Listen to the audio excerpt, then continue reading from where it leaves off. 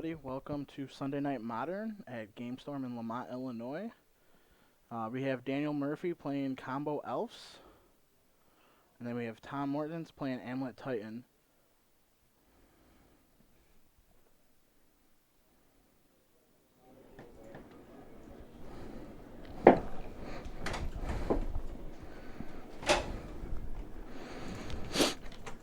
Overall, I think Elves can actually just get this on turn 3. Yeah, unless Amulet has some kind of sideboard hate piece that it can get with Karn. Yeah. And I don't really think Karn's fast enough anyway. Elves should just out-linear here most of the time.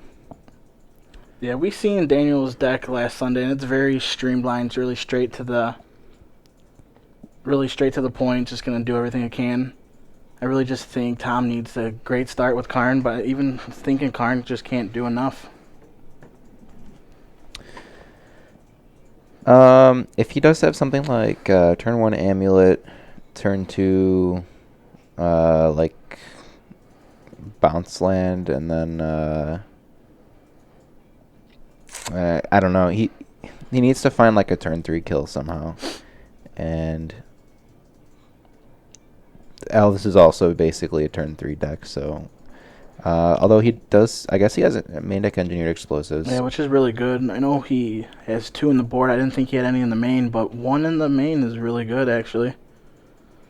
Yeah, he can just put that on 1 and pretty much clean up Daniel's entire board most of the time. There's a Llanowar Elf on 1. Yep. And this looks like it's just going to be... It's at the crossroads right there, so... no second land is awkward. Oh, that's really tough. Because ideally this turn he'd be able to go second land, second 1 mana elf, tap for 3 mana, start playing out the rest of my hand, but now he's a turn behind basically. It's also awkward. I know he has the Crater Hoof already in the hand too.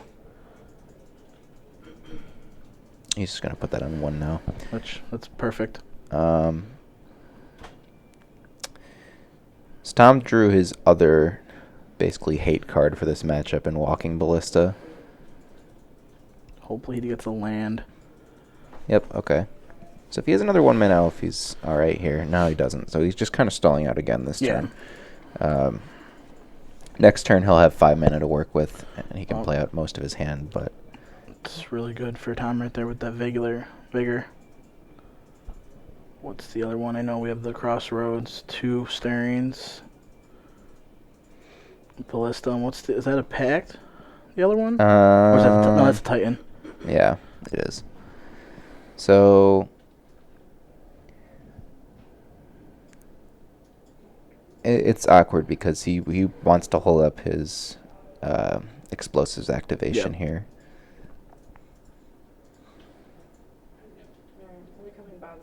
Alright, 1 mana. I guess he's going to do it this turn. Yeah. Which is actually, I think, is the right move right now, especially knowing that he was stalled for a turn.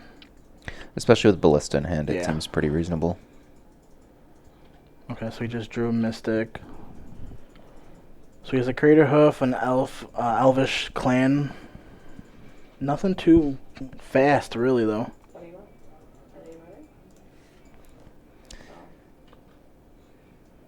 But Tom's hurting for mana, it looks like, right now. Yeah, he had to blow up his own amulet to do that, which is a little frustrating for him. I still think it was probably correct, given like his hand. He has 2 stirrings to dig to a second amulet if he needs to. That's probably what he's doing here. She's a white floating. And look at the top 5 for colorless. Sure, another land.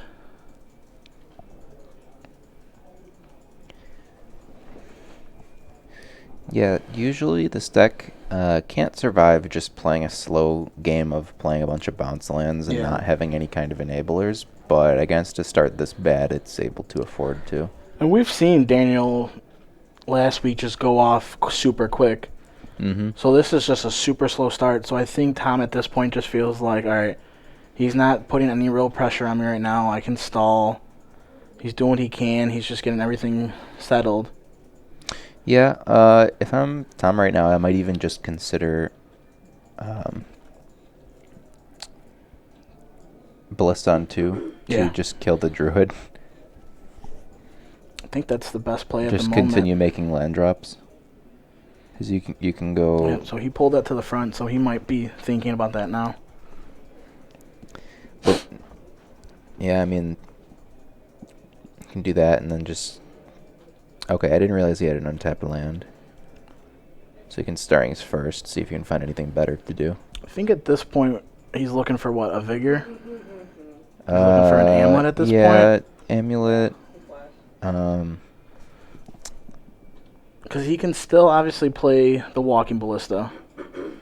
Something like a Zeus would be nice too, but yeah. But with Ancient Stirrings, he can only get colorless. Yeah, I'm not saying it's something Okay. he can find off of Stirrings. So I think I'm at the saying point it's- off the Stirrings that he was looking for that, the Zuza would be really amazing right now.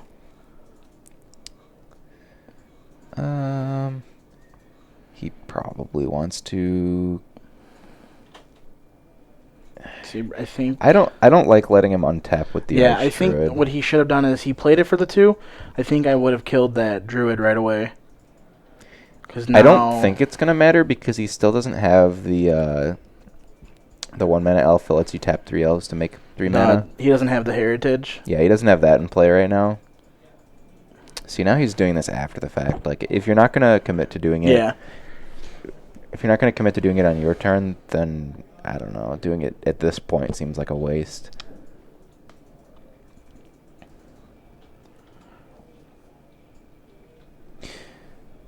Tom's also put himself in an awkward spot now where all of his lands are tap lands, and he has a Titan in hand. And he played that basic forest last turn. If he had played a different tap land last turn, and then played the forest on his upcoming turn, he'd be able to play the Titan, but now he's kind of stuck with nothing to do on his turn. Yeah, I think he was trying to hopefully get that Amulet, which I don't even think it mattered that turn. No. I think, well, here goes Daniel with the Nettle Sentinel. He just needs a Druid, which he got, didn't he? Yeah, he should just concede no. Yeah. I think the best thing is for Tom just to scoop it up and not show him more. Hopefully your opponent's not 100% paying attention to what you're playing. But you already did show an Amulet. Yeah, like, there are definitely some things he could have done to win this game here. Just killing off the Arch Druid on his turn would have meant that there's basically no way he could have possibly died here. Yeah. He still would have had to sequence his lands the other way around, I Mhm. think, because he then would have had to have something to play once it got back around to his turn. But potentially, if that Arch Druid was dead, Daniel could have been stuck for 2 to 3 more turns without anything to do. I agree. I think you played the Ballista for 2. I think you had to pull the trigger with the Ballista. I just don't know. I know he did, but I think he didn't realize when he had to pull the trigger, and that was the issue. Mm-hmm.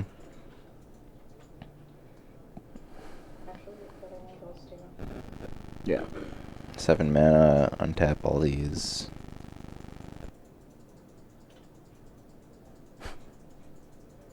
Uh, 10 mana. I don't know that he has to... Well, yeah, I guess he has to have enough untapped creatures, right? Yep. Okay, spread out. Alright, I'm gonna go get this. What's in his hand? Is he now just blanking, or he still has enough to... You should be fine. Yeah. Yep. Yeah, that's more than enough. Yeah, so looking at game 2, I honestly think Tom is going to have to bring in... Let's see, so he's an Emrakul. I think the engineers are going to still probably come in. Yeah, 2 engineered explosives are good. Not a whole lot else. Path maybe. Yeah. Path is fine. Elves is not really an aggro deck. It's more of a combo deck, especially at this configuration. So I don't think bringing in like general aggro answers like Wormcoil Engine Yeah. and Obstinate Baloth make a ton of sense. I think instead you just want to be focusing on trying to either disrupt the combo or just win faster than him. So probably just the explosives from Yeah, his side. just the explosives, especially because Boom. There's 3. I think no matter what, the engineers have to come in just because I know he's running the Karn package with the Lattice. Put a ward on it. But regardless, I think he needs those engineered sooner than waiting for Karn. Yeah, you also got to think maybe he only boards in one so that he can wish for the other Yeah. one at the board. That's probably how that's supposed to work. I'm still kind of adjusting to the fact that there are all these Karn decks running around and their sideboarding is really weird. Yeah. I don't really know what the correct Well, answers are for. It's funny because I was just giving Anthony issues all day because his sideboard is a bunch of one-ofs, and I was like, I hate looking at one-of decks. And I sat there sleeving up one of my decks, and I'm like, well, I'm playing Eldrazi Tron, and what's in my sideboard? One of. I'm like, well, I Mhm. guess I Yeah. can't talk. Yeah. On Daniel's side, I automatically think he's going to bring in the Sage, and then he's going to bring in the Spheres. Other than that, I can't see maybe Pinthy Needle to name Karn, but he didn't get that far, and so hopefully he knows enough about Modern where he knows that Amulet Titan's playing the Karns now.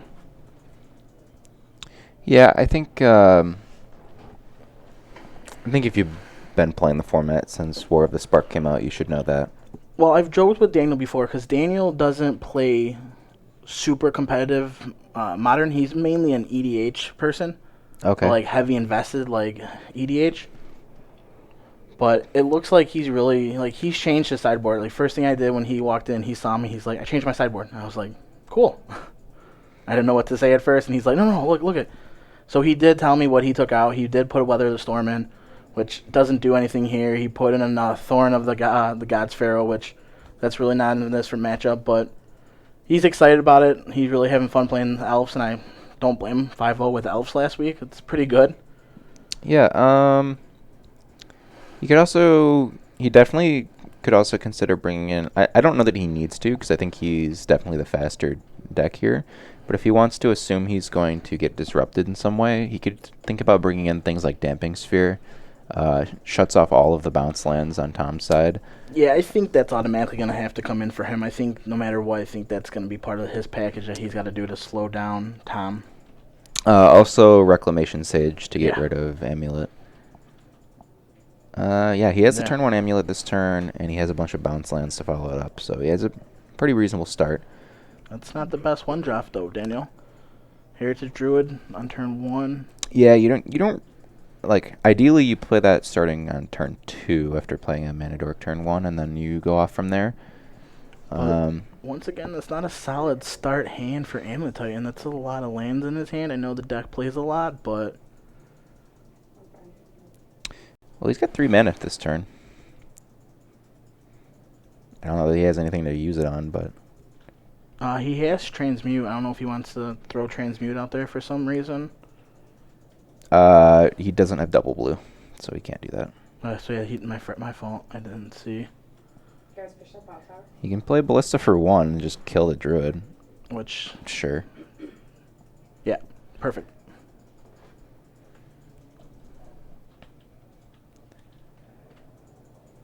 Yep, and that'll Sentinel. It's not a great play to an empty No. board.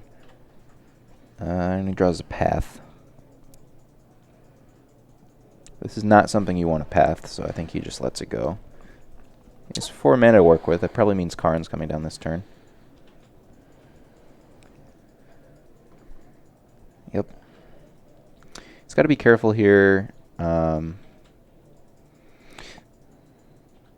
This is awkward because he can minus to get Mycosynth Lattice if he wants to. But he can't play it next turn because he just bounced his bounce land, so I think, honestly, I think the better play right now, if he didn't bring in all the EEs, I think would be grab an EE. yeah, he's looking at Wormcoiler right now. Which, That's like the same problem as Mycosynth Lattice. Yeah. You're way off from being able to actually play that.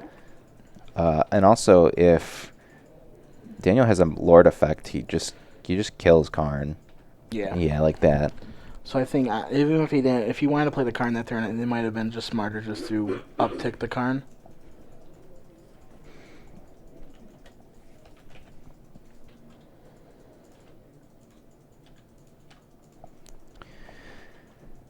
Yeah, now he's in a pretty rough spot here, because he has no white mana to get rid of that Archdruid. Yeah. His only white mana is a bounce land, which is pretty bad to be playing here because you're just going neutral on mana for no reason. And he has nothing else going on in his hand other than a Wormcoil Engine that he's at least 2 turns off from playing. Yeah, so he's going to play his bounce land here and just go neutral on mana just so he can path the Archdruid, which is a little awkward.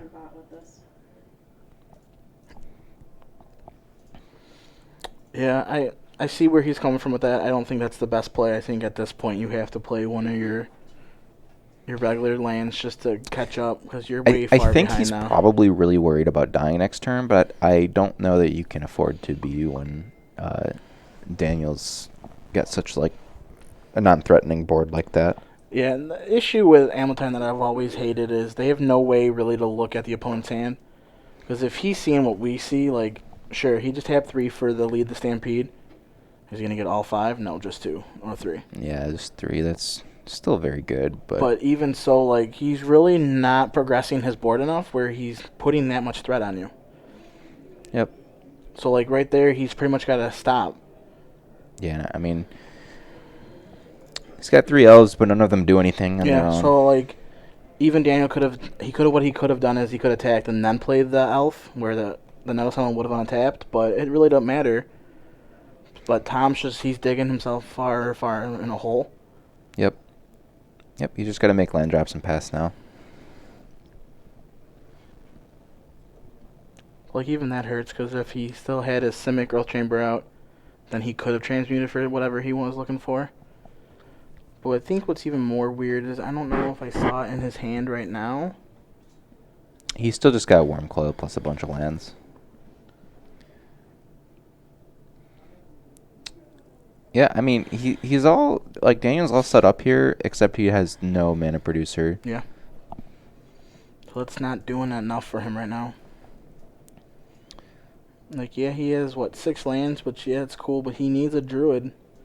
But he's got that, he's got a Reclamation Sage in his hand, too. There's an Azusa in Tom's hand. Yep. He can play that out. It's like several turns too late at this point, but he can play it out and like develop his mana a little bit.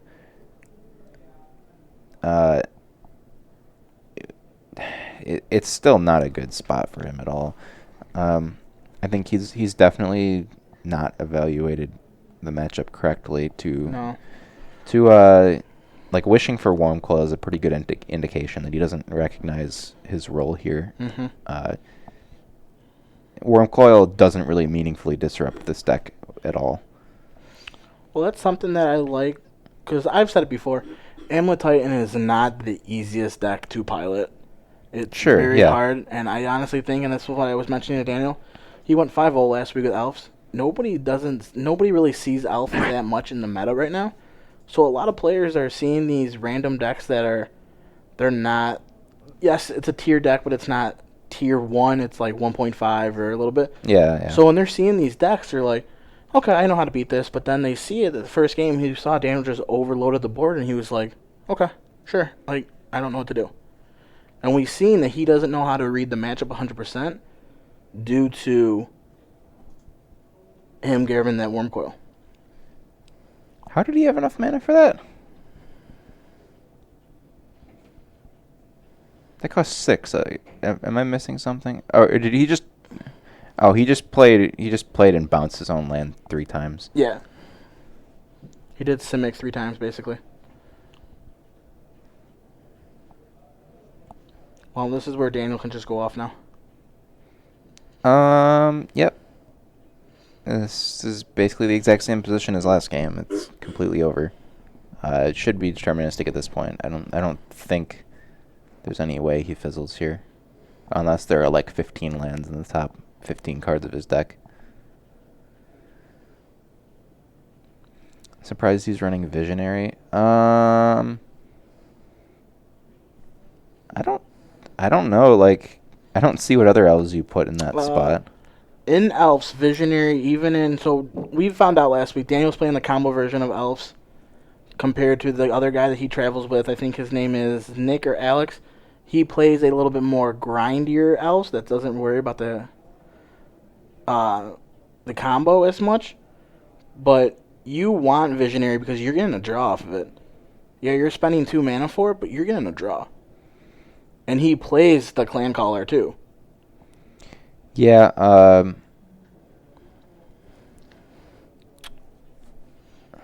the 4-mana elf, I forget its name. That one's not actually super common in elves. The one that was just printed recently? Yeah. The Beast Whisperers or something like that? Yeah, that's what it's called. Yeah, that one's not actually super common. That's like specific to this combo deck. Because, and we've seen it last week, and we've seen it now. It helps. He's casting it, and he's casting a creature. He's drawn. But it's hard to beat when you have 2 Nettle Sentinels out.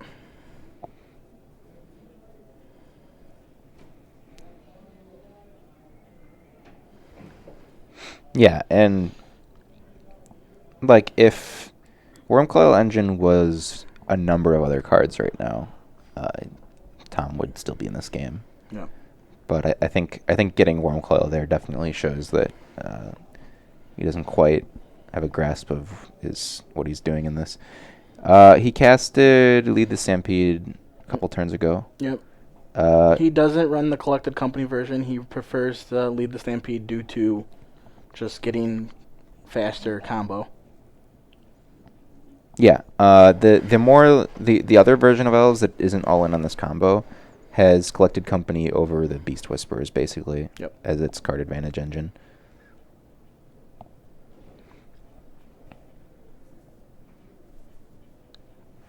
Yeah, at this point, Daniel's just playing with his food. I mean, he probably, I'd assume, still has to draw to his Greater Hoof. I thought he had one from opening hand. Oh, I mean, yeah, if he does, then. And that's why I was saying, because I swore I saw it, and that's why I was just like, it's not the greatest of a draw. So let's see when he's going to shuffle. Yeah, it's right there. It's like one of the second to third cards from the very back.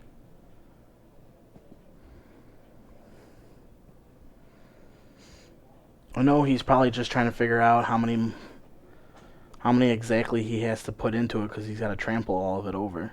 Yeah, and it's a little awkward with the Wormcoil gaining 6 life, so.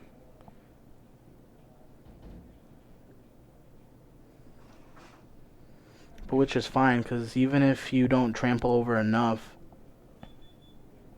It's not like Tom's coming back from this anyway. Yeah.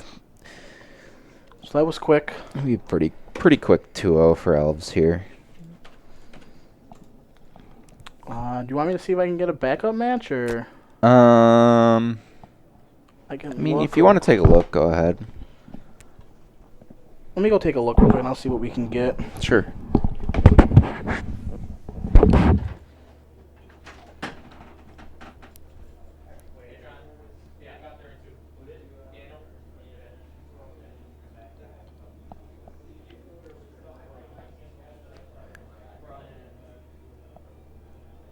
Yeah, looks like he brought in Path, Hornet Queen, and explosives. Brought in both explosives and not just the one. So his Karn actually couldn't have wished for an explosives there.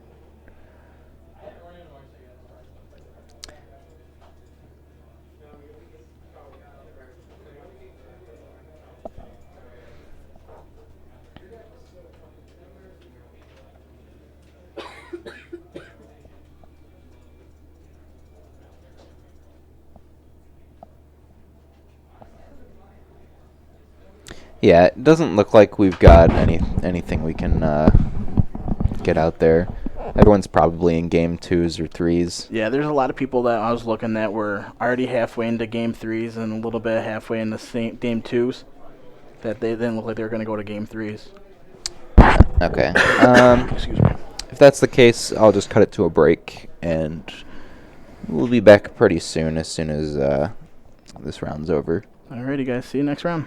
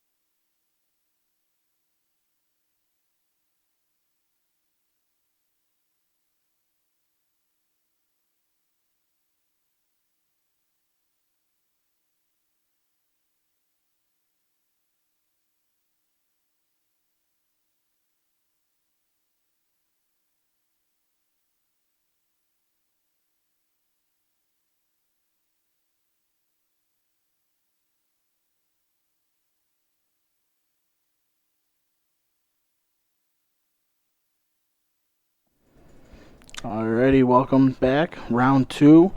We have Luke on Esper Mentor, and then we got Lawrence on Humans. Excuse me. I still think Humans is favored, but I haven't seen 100% of Esper Mentor. I know it's featuring a lot of newer cards. I'm a big girl. This poor Ezreal did everything possible to get away from me. It was a deal, it was a flash, that was an ult. Alright, we're going to start off for Luke with a Flooded Strand into a Thoughtseize, so he's going to be shocking himself. Which, wow. Lawrence is going to reveal 2 Thalia Lieutenants, a Meddling Mage, a Champion of the Parish, an Aether Vial, and a Cavern. Yeah, I think the Champion was the best choice, and I think this is going to set Lawrence back a little bit. Yep. He's got the Spell Snare in hand for any 2-drop, so getting rid of the thing that isn't covered by that's probably the best play. Cavern, we're obviously knowing it's going to name Human. And then, oh wow. Vial, Force and Negation? Yeah. I mean, that's basically the only Force of Negation target in the entire deck. And, I mean, he's got his Spell Snare in hand, and Vial lets him play around Spell Snare, so it seems reasonable enough. So we do another Champion. But the full mana game? I mean the upgraded Yep. one, not the... He doesn't have a way to deal with that. Yeah. Alright, he found a land here, which means he can Brutality to kill the Champion and still hold up the Spell Snare.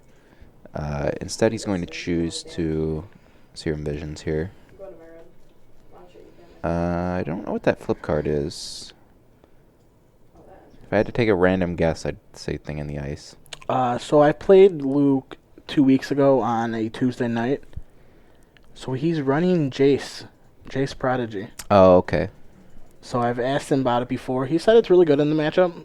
So I don't know what he's going to name with that. check to see if that blue's there for yourself. I'm surprised that didn't catch a Spell Snare. yeah. Unless whatever he named, it wasn't super important. So he was probably like, okay. Well, no, he would have had to cast Spell Snare before Lawrence chose a name. That's true. That's mine. I don't think Lawrence knows what he's actually on, though. Soraka took it out? Unless he's just going to name Snapcaster. I mean, he just sees a Sure. bunch of blue-white control cards, and yeah, That's actually a really good right there. Fatal Push is pretty reasonable.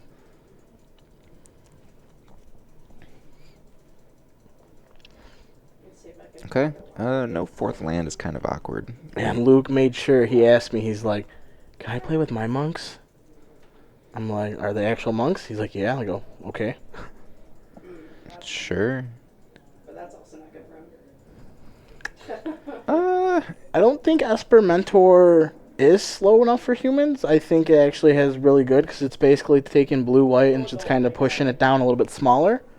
And it has removal that's amazing. It definitely seems too slow right now, though. Oh, yeah. Get fucked.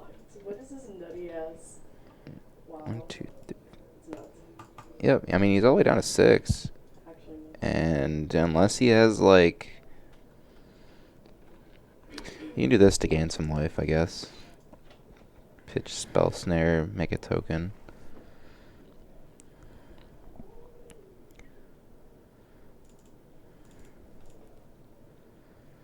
I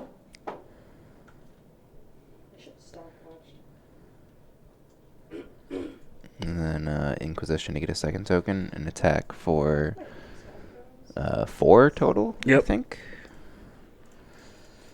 Which I think Lawrence just drew a Reflector Mage. And if that's a Reflector Mage, I don't think it matters actually at this point. I think Luke's just so far behind. Helping him, Soraka. It depends on I don't know what the rest of his deck looks like for removal. Because if he has a bunch of dead Fatal Pushes in his deck, like, it's kind of awkward. Okay. Yeah, I mean, now this is probably over. Path, that's one way to deal with the champion, but it's still... That's still a 2-turn clock. Yeah. And he can't play the mentor this turn.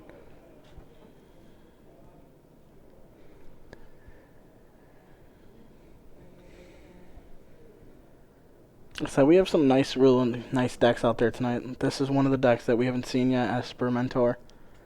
And obviously looking at it, it's really slow to one of the top tier decks in Modern, which is Humans. I give Lawrence his props. He's very good at piloting Humans, though. Yep, okay. So Path champion's there. gone. He's going to take 4. Go and gets his He's- Plains. He's still dead if he doesn't find Yeah. another removal spell. And if he has Fatal Pushes in his deck, he has like a much lower number of removal spells to find right now compared to normal. So looking at Luke's deck at this point, what's his only out right now?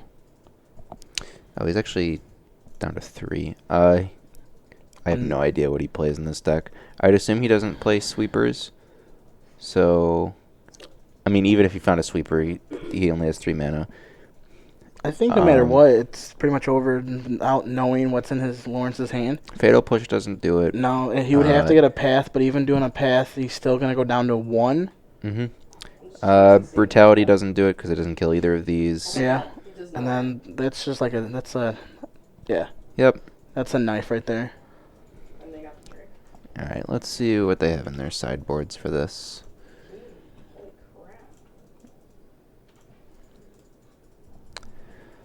Alright, so Luke has 2 Fulminator Mages, Nilith Spellbomb, Kaya's Guild, which is the new modern Celestial Purge, Stony Silence, Rest in Peace, Flusterstorm, Spell Pierce, Dovin's Veto, and Narset. It looks like Luke's sideboard is very much tuned to beat combo decks. Yeah. And not at all prepared for any kind of creature aggro plan. I guess you can bring in Stony Silence, Uh, but even so, you're only shutting off 4 cards. yeah, and even then, like, if you look at Stony Silence versus any card that's in his main deck that would come out, like, is it really better than any of them? I honestly don't see anything super great coming in. No, like, maybe I want to turn 1 Spell Pierce. Purge destroys red permanents too, right? It does. I don't know. I mean, he probably brings in Purge just because it kills Kiteself Rebooter. Yeah. That probably makes it good enough. Oh yeah, it does kill Mantis Rider too. Yeah. So Purge definitely comes in. Maybe Kaya's Guile because it kills things. Yeah, that's what I'm looking at. Basically, Probably board out some number of counter spells. I guess Guile can come in because it's basically he can gain 4 life, where he can also have his opponent sacrifice a creature. Yeah, it's fine. Yeah. Probably board out 2 counter spells or 2 planeswalkers or. I actually have no idea what the composition of his deck is because he's got this mentor thing going on. Yeah. Lawrence's side, 2 Teagues, 1 Knight of Autumn, 2 Collector, 3 Champion, 2 Plague Engineers, 2 Militia, 2 Jailers, and 2 Dismembers. Fulminator so he can counter his creatures, maybe. That seems very bad because he'll just vial them in and you can't counter them anyway. Yeah. But normally in matchups like this you'd want Gaddock Teague, but this is a much smaller Esper deck than like the one you'd think of that has like cryptic commands and stuff. So Gaddock Teague probably doesn't come in here. Knight of Autumn doesn't have any text. Collector Oof doesn't have any text. Auric Champion, I can see the Champion coming, but I really don't. it's though. okay. Like the only thing it does is make the tokens gain you 1 life. It doesn't have protection from them. No. The one that actually seems much better is Plague Engineer, because you can name Monk, and he will just never get tokens. saying you shouldn't. Yeah, I think the dismembers and the plague engineers are going to be coming in, honestly. Yep. I don't see deputy, so maybe he's going to take one deputy out for the militia to just try to keep going a little bit quicker. Because looking at Luke's deck, he really didn't see anything. Well, he didn't get past the 3 mana, but playing Espermentor, I don't really think he has that many. He shouldn't really have 4 mana spells in a deck like this. So I don't even think he has any wrath effects. No. So I think, yeah, I I think can't- the I militia can't would imagine. dynasty come in.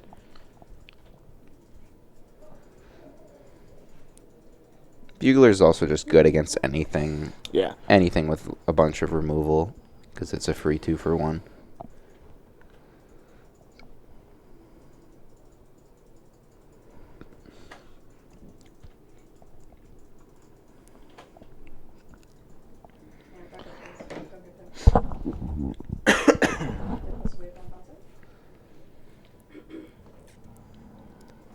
Oh, actually, back up completely. Swing's here. It's a fiesta. Back up. You can get these. Alright, both players going to draw their 7s. Lauren's looking at a pretty standard hand that just curves out but doesn't have a vial.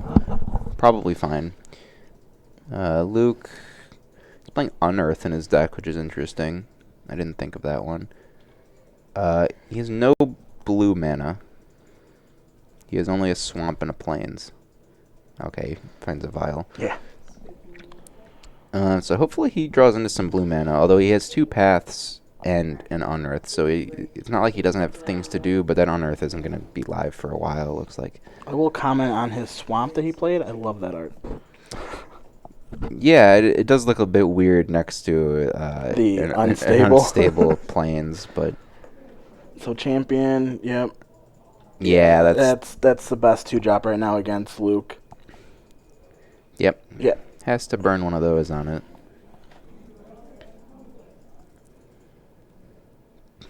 Which I don't think Lawrence will care just because he's getting a land from it and he can just help him. Yep. Okay. Oh, there it is. Okay. I mean, he gets to probably fetch shock and play a mentor this turn. Yep. And he has a bunch of cheap spells in hand to do things with next turn, so. Yeah, we see that Lawrence did put in a Galactic, which isn't the best. I don't know. So in the dark, if you see a big pile of cards that are normally in blue-white control plus a black splash, you probably just bring in Galactic because it's just good against those decks. Because, yeah, you're right. like, you just kind of assume, oh, their finishers are big planeswalkers. Let me bring in Galactic. Or they're playing Cryptic Command. Let me bring in Galactic. So in the dark, I feel like that's probably a reasonable thing to board in. But if he actually knew Luke's list, like if this was at an event where lists are public, you don't bring in Galactic. I think the only thing that would have turned me off from the Teague is he saw the Monastery Mentor. Mm-hmm. That would have turned me thinking, all right, he's not playing an Esper build where he's going to have a finish, so that's why I wouldn't bring in the Teagues. But I get where you're coming from. It is the right play. Oh, Mantis Rider right there. Yep. Yeah, this is kind of rough. I love humans. It's so fun. Yep. Yeah. I mean, 7.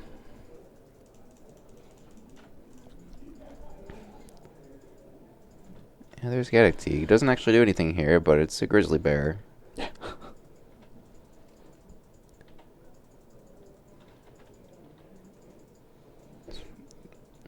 I mean, he can stall out with tokens forever here. Yeah. He But that engineer, he needs to pull an engineer. can path the flyer and then stall out on the ground forever.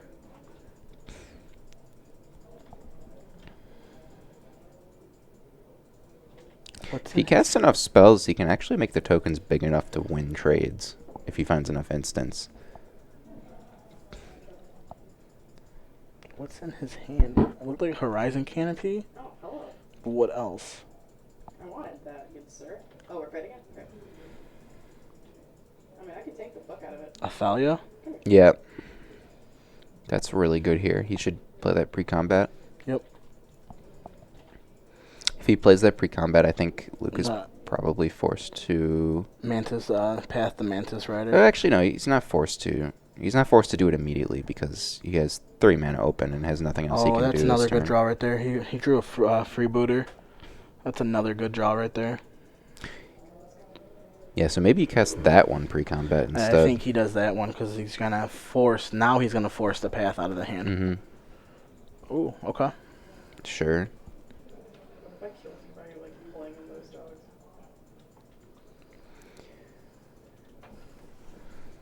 Oh. I didn't know if you were gonna do it with me or if you thought that was enough damage. Okay, so Path Mantis Rider. Prowess triggers, get another token. Sorry. If he wanted to, he could actually put enough power in front of this champion Yeah, to win. I think that's an option actually. There's an Unearth in his hand too, right? Yes. So you can just pretty freely throw this away to get it back next turn. Oh, stick. Alright, actually, fire cannon. Sorry. It's the same. So champion's gone.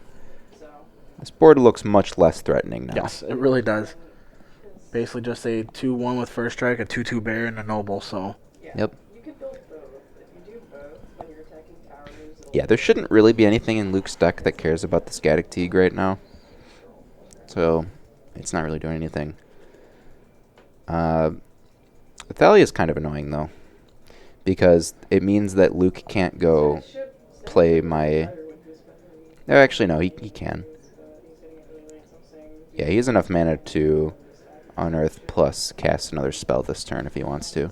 yeah, Yeah, so Mentor's back, and he can Serum Vision still. yes. So get another monk. 2 ops, which with mentor on the field, sure. Yeah, those are both pretty reasonable. Reflector Mage is brutal though. Yeah.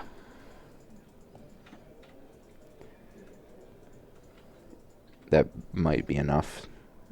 So freebooter, it should just whiff. Yep, there's a Snapcaster Mage. You can't take that one. Which Lawrence is going to... Okay, so you have wide open right now. Yep, and he has the land plus Reflector Mage as the last 2 cards. So if he... You can violin the mage. Yeah, he can vial that in, get the Mentor off the table, and then just freely attack in and force him to throw away tokens. Yep. Well, not force him technically, but like make him think about throwing away tokens.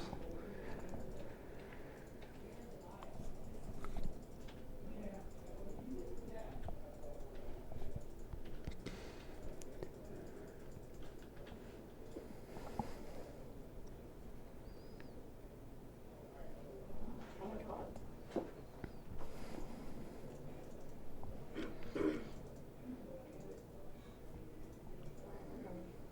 I should just remove your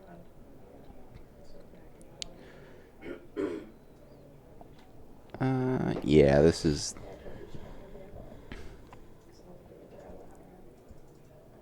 Yeah, this is really bad. Now he loses the token. Yep. He takes 2 damage. He was planning on just letting that die so he could Snapcaster for Unearth and just bring it back again.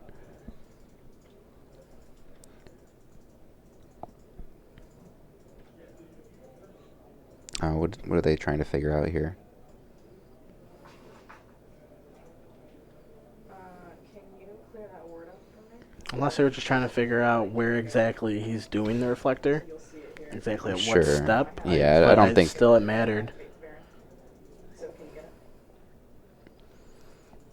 it? Yeah, without being able to make a bunch of tokens really quick here, I don't know how he cannot avoid dying. I guess Yeah, he has to... he's crawling back, and it's rough. How did that get in the graveyard? Am I missing something? The mentor died due to... Yeah, hold on. Yeah, how did that get in the graveyard?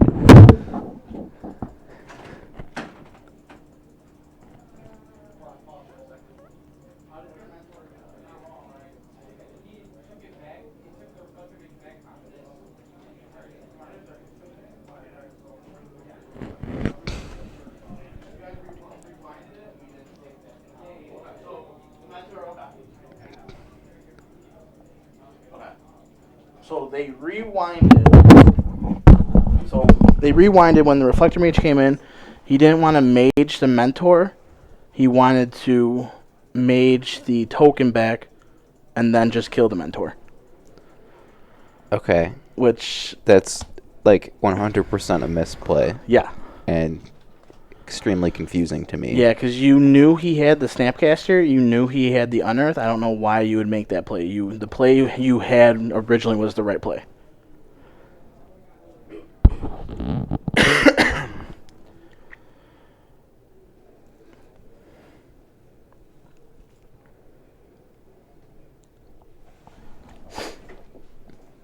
Yeah, I don't agree with that play, but I don't think it's going to be enough for him to get back in this game. no, it's really far behind, especially because he hasn't been. I think Luke has just been behind the whole entire game, Yeah. and it's hurting. You can see it's hurting him now with him being at 6 and Luke's at 19 with a full board. Yeah, get a token, go ahead and opt. He should be at 4, actually, because the freebooter attacked with Exalted last turn. Inquisition. Yeah, sure. Get Gets another. nothing.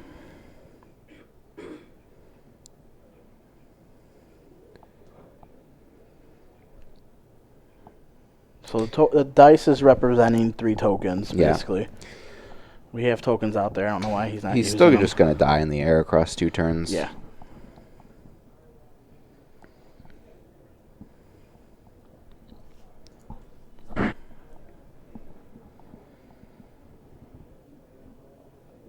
He might even be safe to just swing with everything. 1 mana open. I think you just swing outright.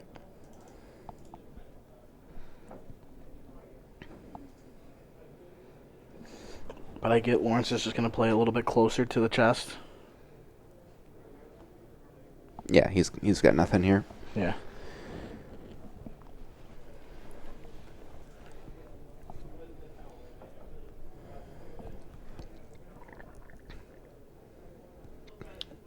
Yep. Yeah, that's really... Luke was just playing behind both games. I'm going to go see if we can get a backup match because these matches are going somewhat fast. I don't think we will, but I'll double check.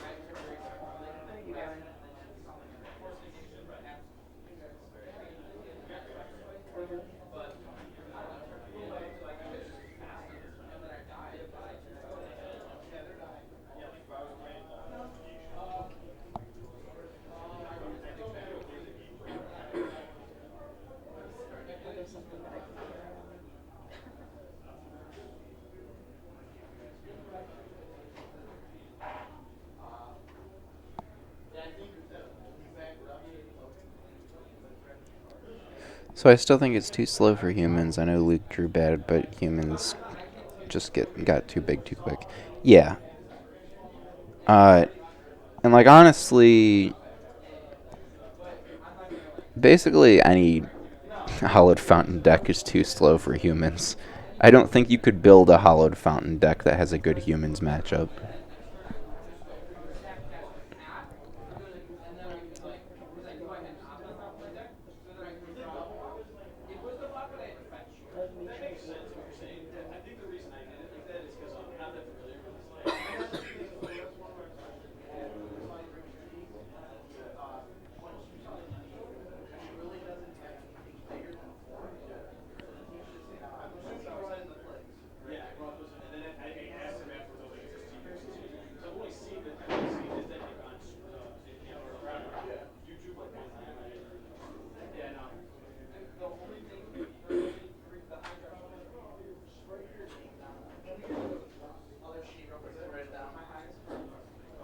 do have a matchup coming.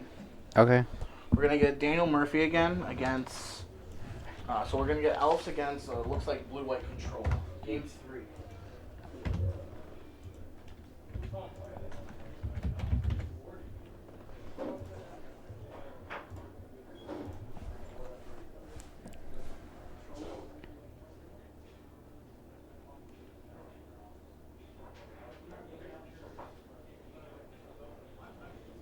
Once you guys get settled, you guys can pretty much just start. Yeah, so we got. Okay. They're going in game 3.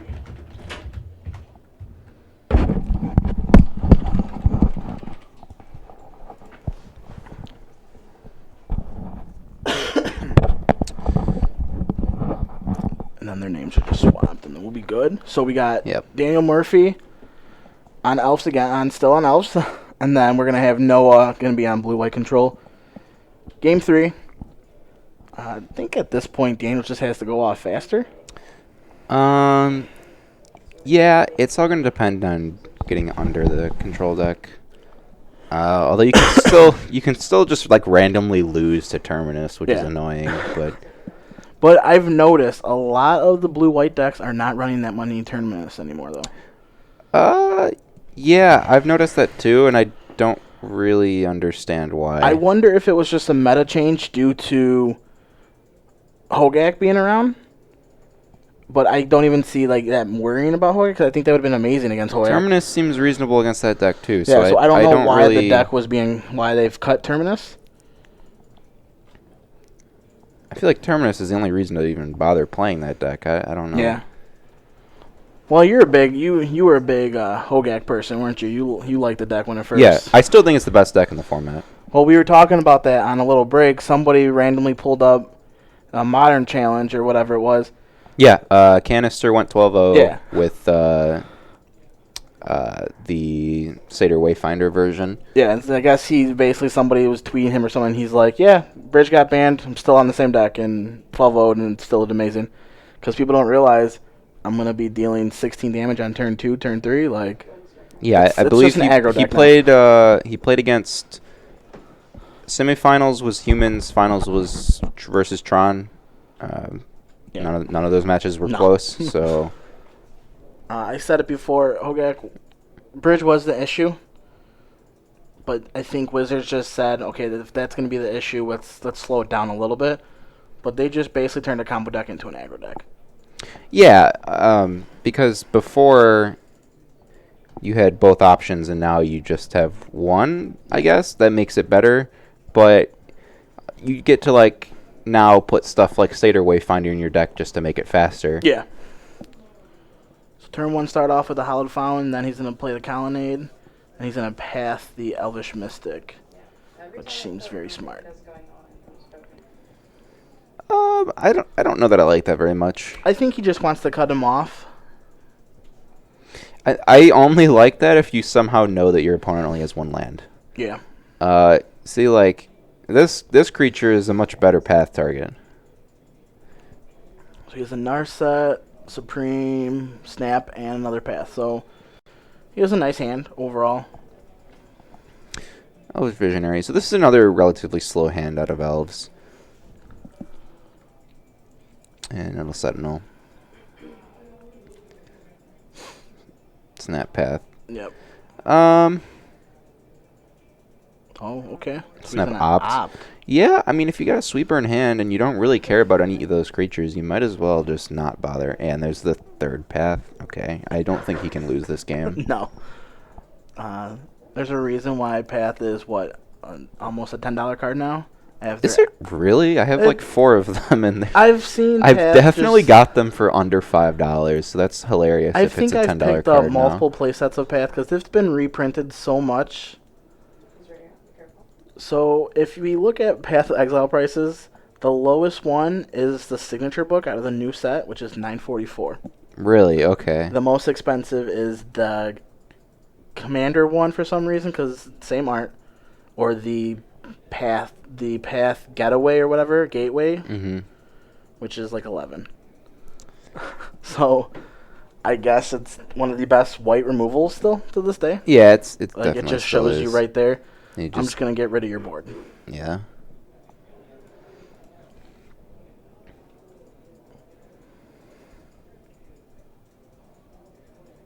It's like you can have all the land possible. I don't think it's going to help you with your 3 cards in hand, I think he said he looked like he had. Yep.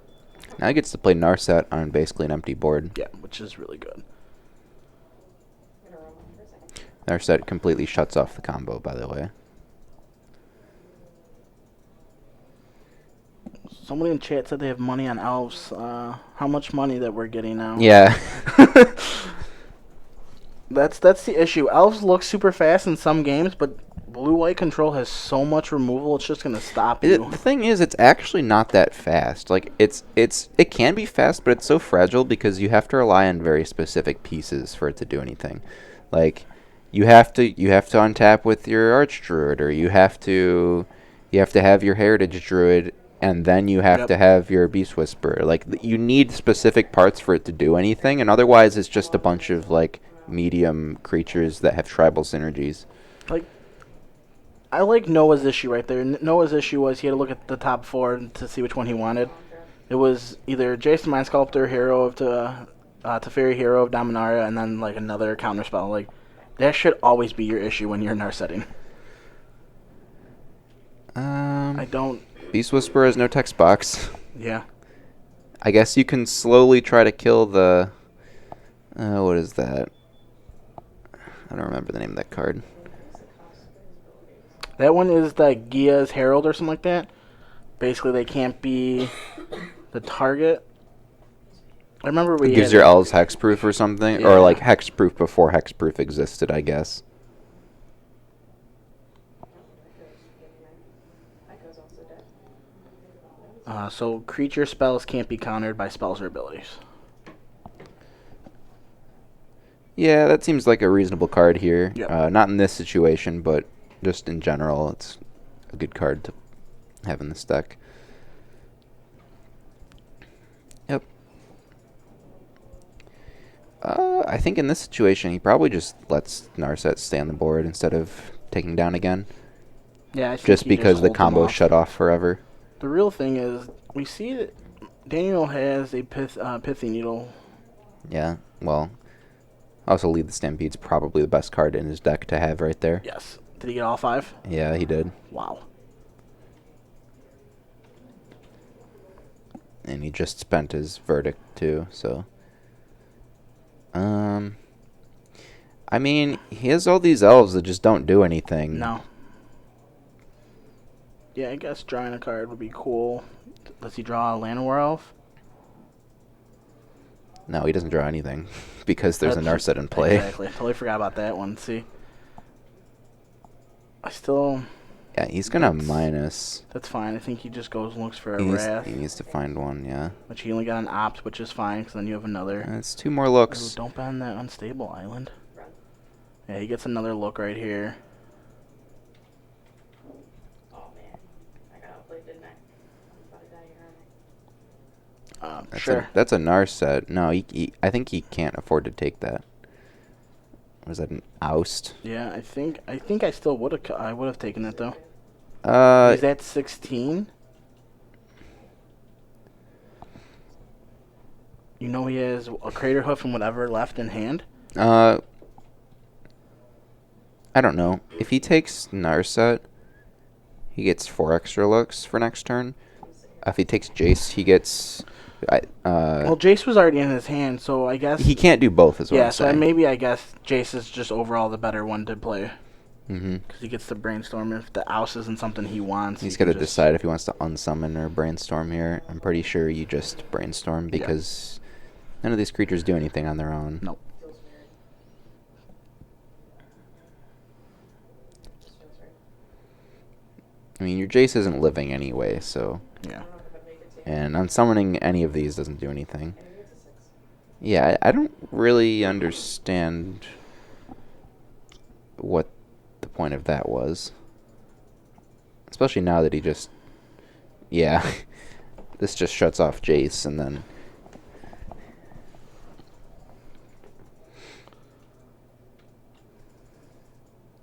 I think I definitely prefer brainstorming there to try to find a Wrath, and then you're not even Brainstorm locked because you have Field of Ruins in play. So he Yeah. could potentially untap Field of Ruin, Brainstorm again, and have 3 more looks.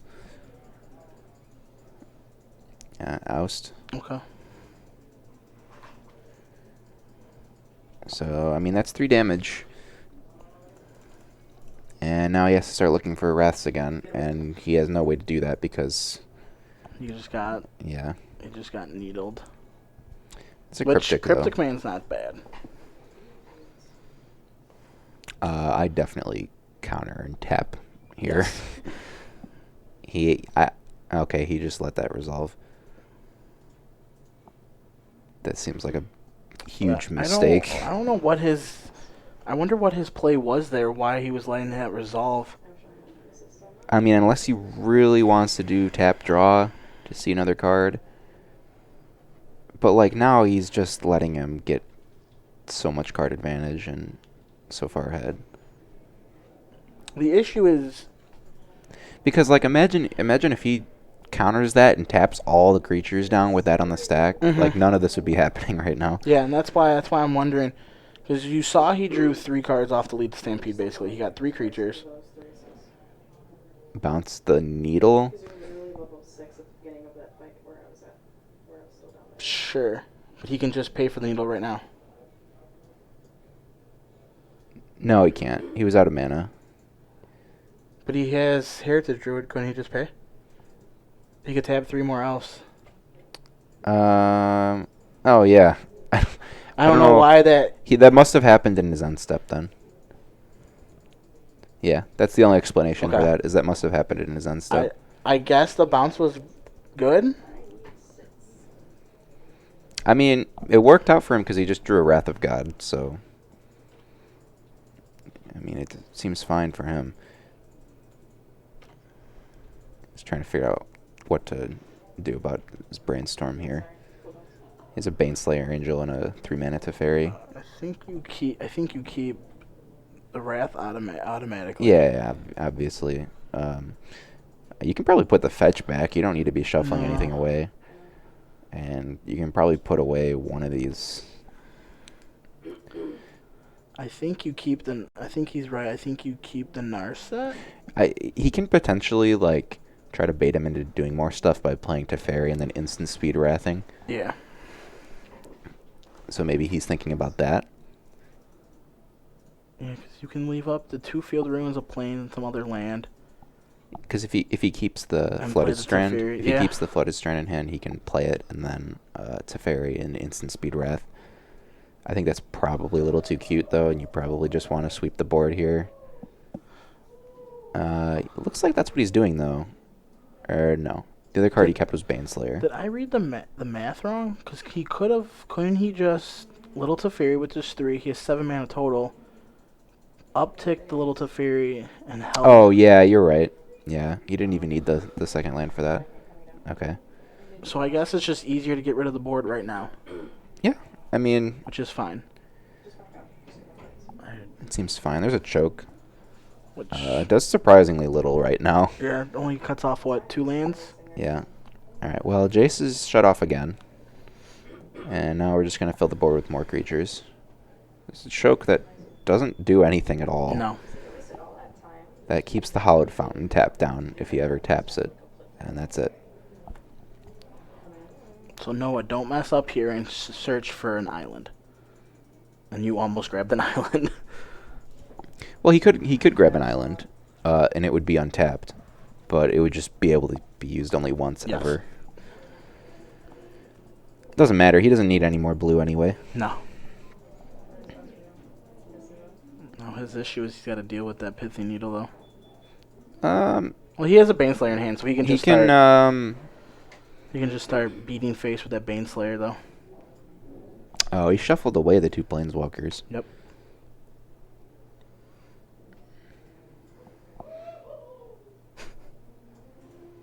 There's a lot of excitement out there tonight.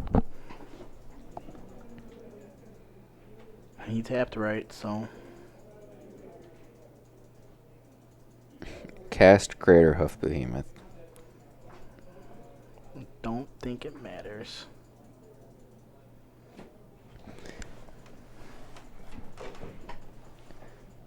How what? How big is that? I actually don't even know how big Craterhoof Behemoth is by itself.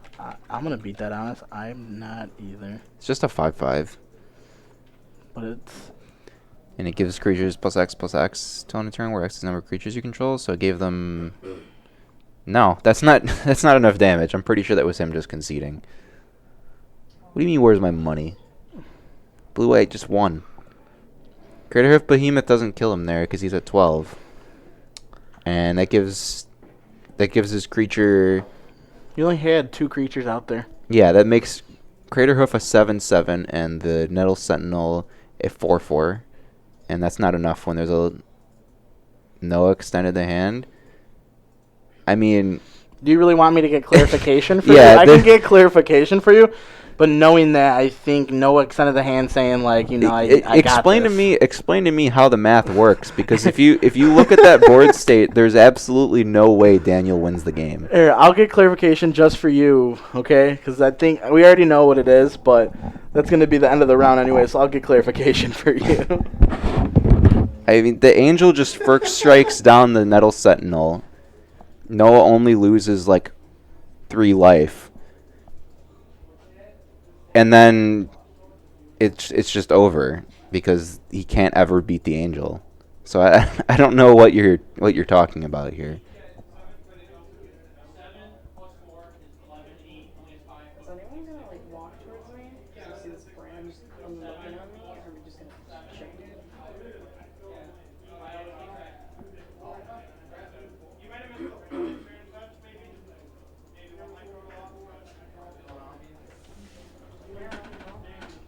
So, Alps won. How? He was down, Noah was down only at 6 life. Is it 6 life? That's still not enough. But he's saying that the Nettle Sentinel was a +4. There were 2 creatures in play. So that's only a 4/4. Craterhoof at a 7. Baneslayer blocking Craterhoof.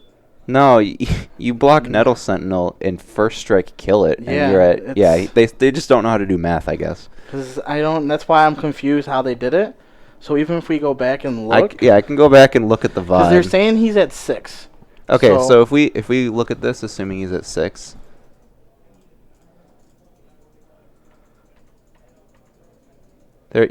This this doesn't make any sense. So they're saying elves won.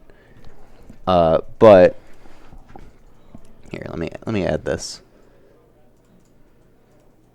Let me explain to you why this makes no sense. I'm going to bring up the recording.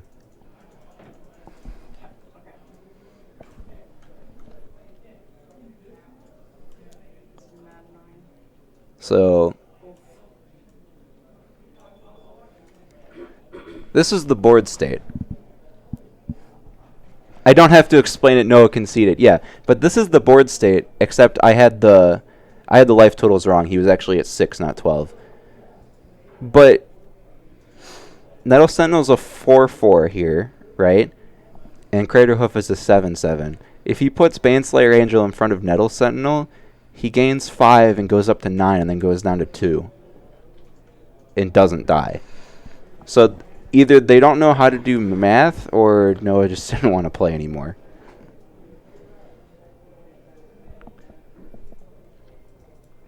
Unless we're like somehow missing something else. I'm not seeing it, honestly. That's why when I went out there and asked. I don't know. But all right, well, we'll see you next round. I'm gonna actually go find out from Noah what did he see differently that we didn't see. Okay.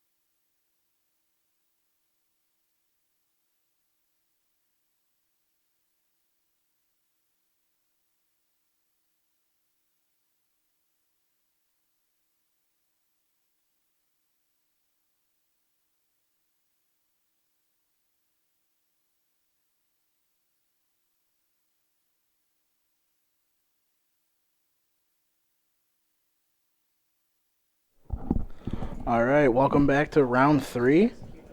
We have Dan Horgan on Storm, and we have Alexander Gabriel on Blue-White Control.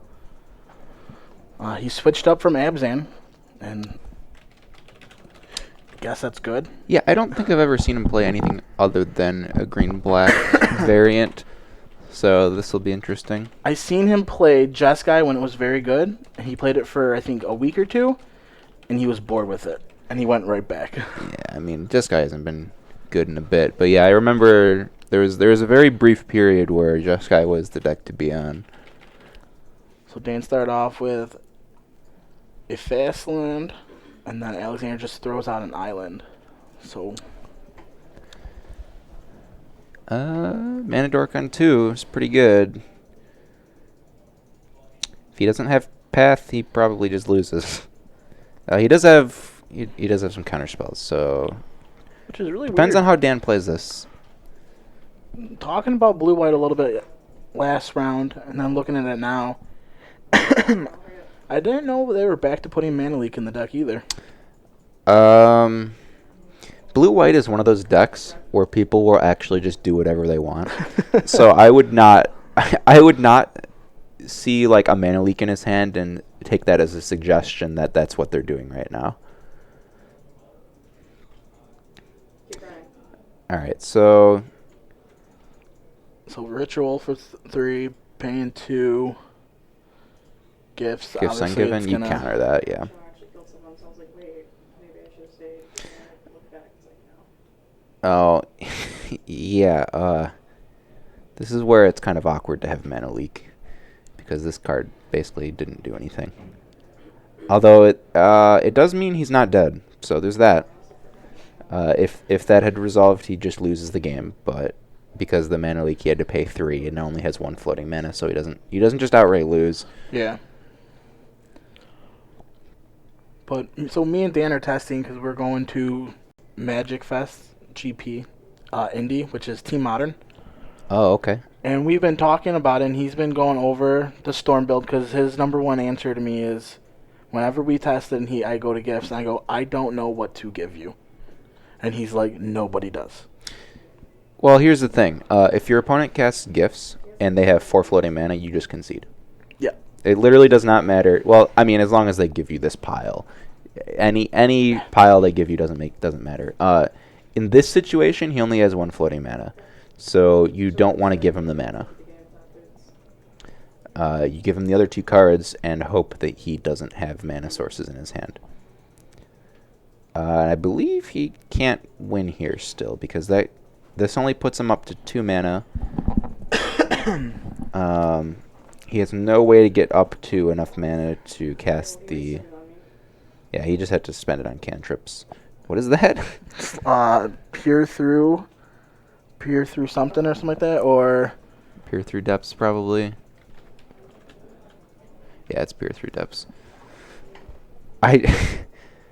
This seems to be going a little too deep. I don't know how he's finding room for this in his deck. Maybe this is what Storm is playing now, but I haven't seen this in Storm before. is he really just gonna go? He can't. He doesn't have enough mana. Unless I'm missing something, I don't see how he could possibly... How did he get up to 4 mana? Did I miss something? He had 2 mana, cast Peer Through Depths, had 1 mana. He found another cantrip off of that one. Another ritual, because I see there's 3 of the Desperates now in there. So if he found 1 ritual off of that, he would have gone up from 1 mana to... It makes only 3. That's why I am confused. Because he had nothing left. How did he go from...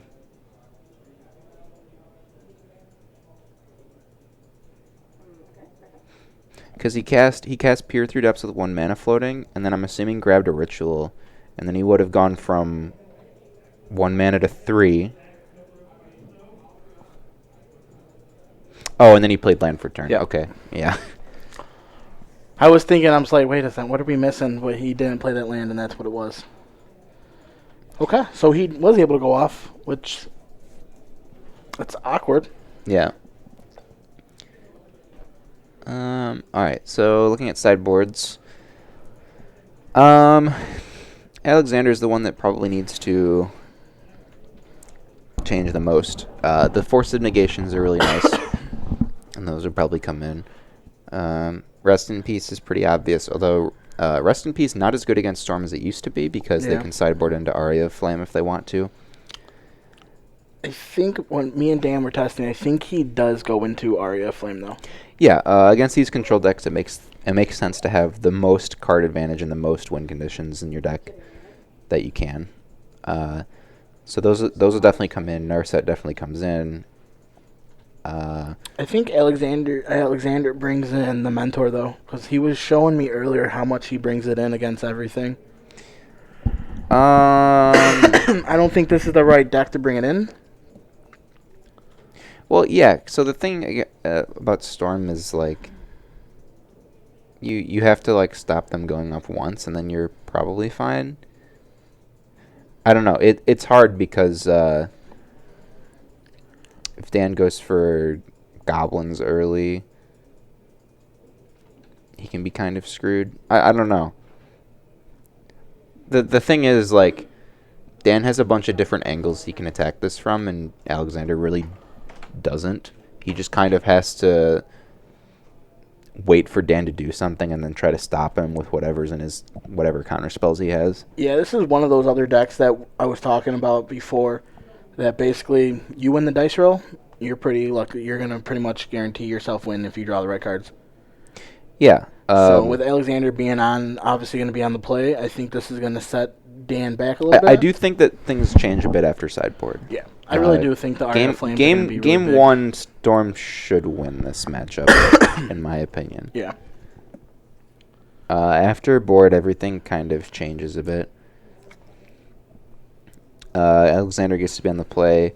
If he has turn 2 Rest in Peace, that's going to set Dan back for a bit if he doesn't see one of his bounce spells. I wonder if the Blood Moon comes in too, though. I have a feeling it does. It's pretty reasonable against these decks. They play a pretty low number of basics these days, and Blood Moon will basically always cut them off of Cryptic for the entire game. Move your Pokemon cards, Dan. Now, Dan is... I give Dan props when it comes to decks. Dan likes to create a lot of standard decks in his off time with other people and everything. But Dan on Storm, he's learned the deck so well. Like, he's very good at it. And when he asked Tony and me to be part of his team, I was like, you know what? Modern, him on Storm, perfect. When's the GP? It's September 6th through the 8th. Okay. Now that GPs are like 3 days now. Yeah. I should try to find a team for that. And it's that sounds like something I could do. And it's Team Modern, and they announced 3 days ago because a lot of people here were thinking it's going to be unified, where everybody has you can only play 4 of whatever in somebody's deck. No, it's straight up Team Modern. So if you want, you can find a whole team of Hogak or a whole team of Dredge. So. Yeah, I'll probably just play whatever the best Hogak pile is at the time. Well, Canister's probably going to have one of the best lists, and he's probably just going to keep piloting it. So. Yeah, and that's September, right? So not much should change. No, because there's no new set coming out. Yeah. So it'll be probably mostly the same meta. There's a Rest in Peace with only 1 land, but an opt, so probably good enough. He'll fetch and then opt. Probably good enough. Over on Dan's side, it looks like he's on the Aria plan. Yep. Oh no, there's a second land. Okay, never mind.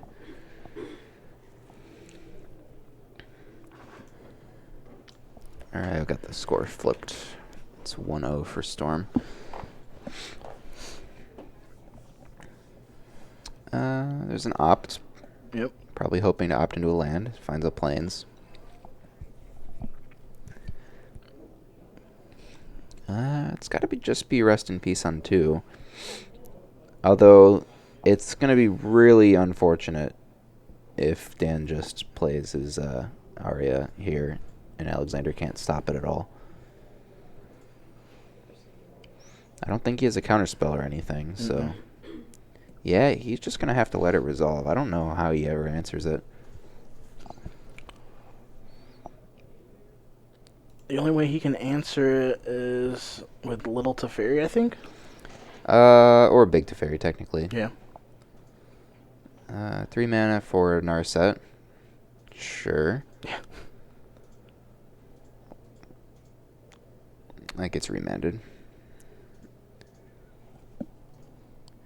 Okay, so he's got Empty and Aria here. I guess he has to decide which way he wants to go.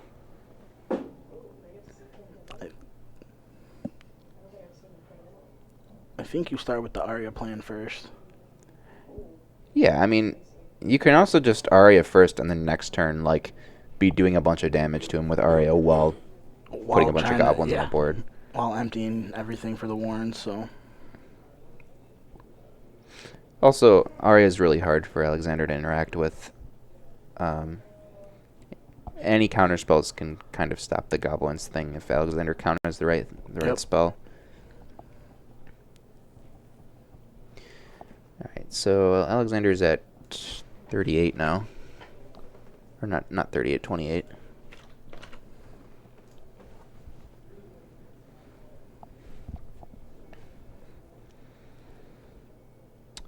This is a little awkward. I think if he just plays this Narset again, he can kind of stop goblins from... he can make goblins only with 3 storm or 2 storm. Yeah. Because he can't cantrip anymore.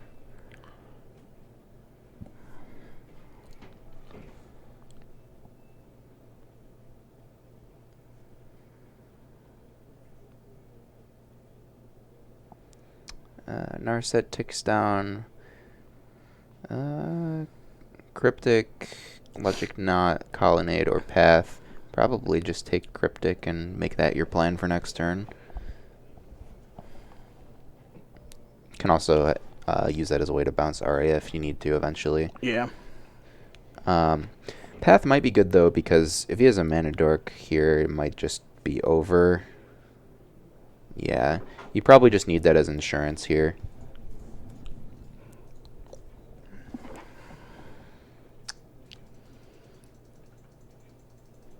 Yeah, now I think he's got to go on to the Goblin plan and just start dealing.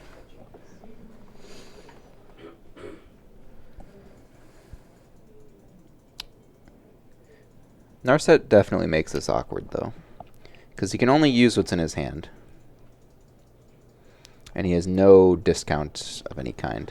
Yeah, he really probably wished he could draw a lightning bolt there. Yep. He has That's 1 in the his- board. I don't know if he plays any in the main.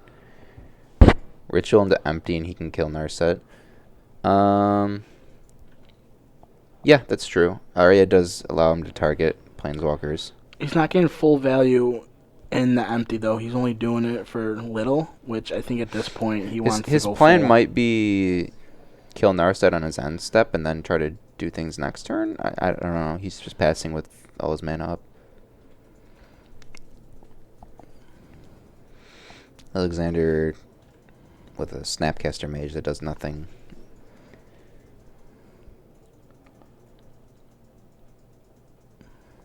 Oh, also, if Alexander ticks Narset down again, any instant just kills her, so he's got to keep that in mind. He does have that wipe away too, so he's gonna probably get it. The Arya just put to the top. There's a remand. All right, so you're gonna take 1. He's gonna redirect it over to Narset. Yep. And he gets to draw a card.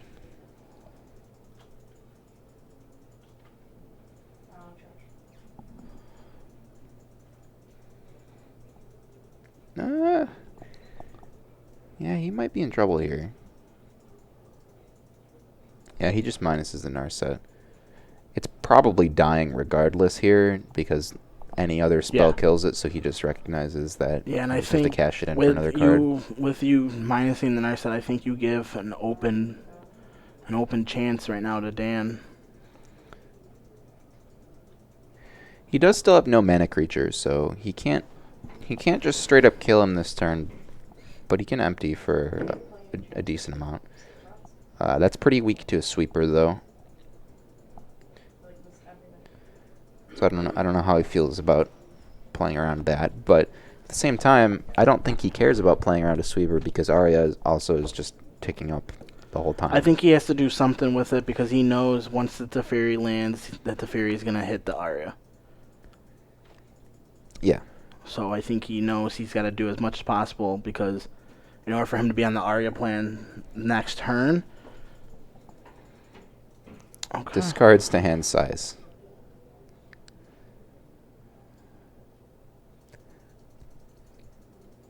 Maybe he's waiting until he finds his 4th land before he does it. That might be what he's doing. Because he has little Teferi and big Teferi at this point. What is he doing here? Giga Drowse. Giga Drowse in your upkeep. Take 2 damage. Tap down. Tap down 3 lands, I guess. Did he target the Field of Ruin? That seems like a mistake if that's what he did, because then he can just do exactly this and Field of Ruin to still have 3 mana up. Potentially 4 if he has another land in hand. Yeah, it looks like he did. He did. Yeah, that's definitely a small misplay. There's Teferi, bounce Arya. Yeah, that's rough. But he's tapped out now. Except for the 1. Yeah, 1 man. Well, yeah, but Dan can't go off on an empty board like this. Brawl's good though. You can start working next turn. He really does need a 4th land, honestly. Because he can play Brawl here, but then he I can honestly only empty for 4. Maybe Narset might be the play.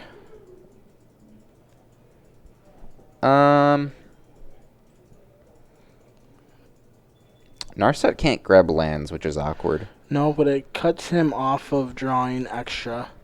So if he plays Big Teferi, he's not going to get anything off the Big Teferi. All he's going to get is the untap. He has Path in his hand. So it's just like, right now they're both at that like stalemate stage in the game where they're waiting for one of the other person to start making a move. I kind of like just replaying Arya here. I think the issue though is you're letting Alexander gain another 10 life when you know the Big Teferi is going to come down and do it again. Yeah. And I think that's what Dan's trying to figure out. He's trying to figure out like, all right, I already let you gain 10 life. Or I wasn't doing enough. Maybe the answer is just try to Unless he's draw in into. a He has a piece of the puzzle too. Maybe it's okay. Ritual. 3. That's going to be for 3. Metamorphose. Going to go to 4. I think he's just trying to empty for enough where it's not going to super kill him. I mean, Shouldn't he have 4? that's a tapped land. No, he should have. He has 4 counting the island that's untapped. So if he wants to empty here for X's or Storm's 3. Yeah.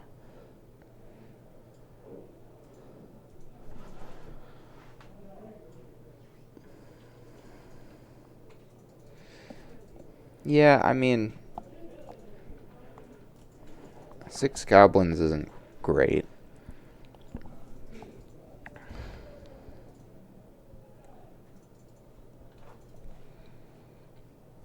Six goblins is actually a pretty slow clock when Alexander's at 25. Yeah. Is that a V-Club that he also drew? Yeah, he's got one of those in hand. And Dovin's Veto there. Alright, ticks up.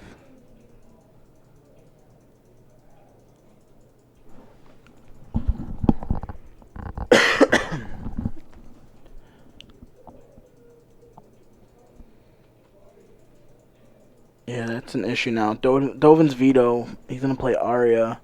It's just more likely going to get countered. Yep. 5 mana.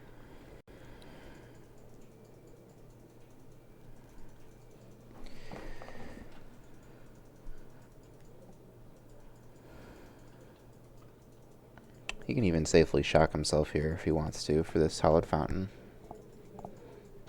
He's just going to play a Field of Ruin instead.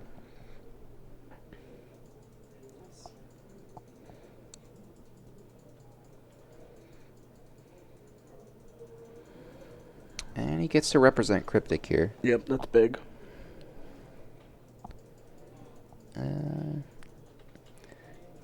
Yeah, Grape Shot's not great. Nope. Maybe he can find a way to build enough Storm to kill both Planeswalkers. But I don't think he can without a Brawl in play. Narset. He's probably okay to just let that resolve. He can minus on it with Teferi if he needs to.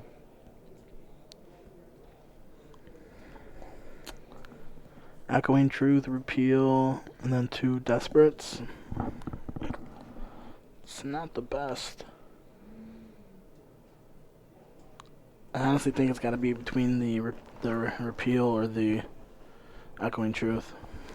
Yeah, he will eventually have to bounce the Rest in Peace. So now he's got a way to do that eventually. So this is probably something like...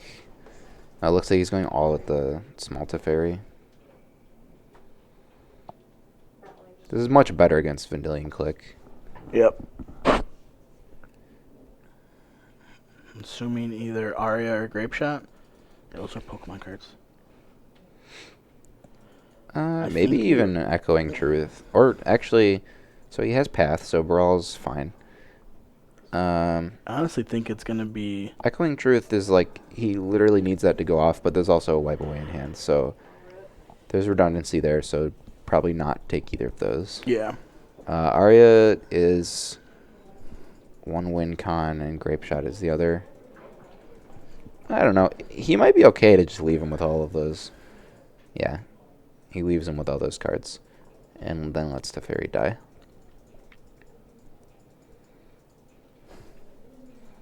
Yep. Click gets to kill Narset, which is big.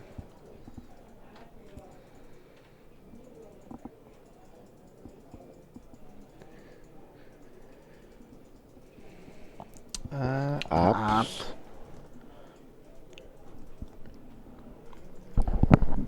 His hand's really awkward with Rest in Peace in play. He has Logic Knot and Snapcaster Mage, which are both very bad with Rest in Peace in play. Oh, nice. Snapcaster Mage will let him block one of these goblins, I guess. I'm trying to have a spell shield. Oh, I can't help you with that, though. Put your spell shield on for them. I still think Alexander's just way far ahead, though. He's very far ahead, yeah. Go. He needs to actually get a win con, though.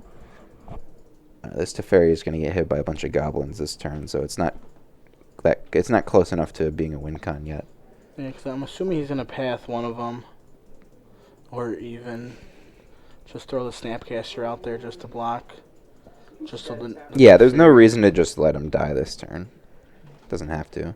He could even put Colonnade in front of it if he wants to. And that's what he's going to do. Yeah. Block with Colonnade, let it go to 1. Wipe away. Okay. Is this before blocks? I'm assuming it's going to be If before this is blocks. before blocks, then Snapcaster Mage probably comes in, right? Can't. Wipe away has split second. Yeah, So he can't yeah, do that. yeah. You can let Wipe Away resolve. Yeah, you have to let it. Yeah, and Teferi goes to 1. Yep. Which is still...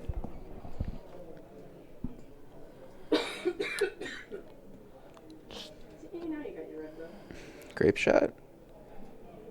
Yeah, I mean, that's pretty good. Okay, that's a nice sequencing of plays there, Dan. I really like that. Oh, you died to I didn't even think that was the line. Now his hand's looking pretty mediocre. Yeah. It might just be time to start beating in with Colonnade and hoping that that's enough to get you there. Yep.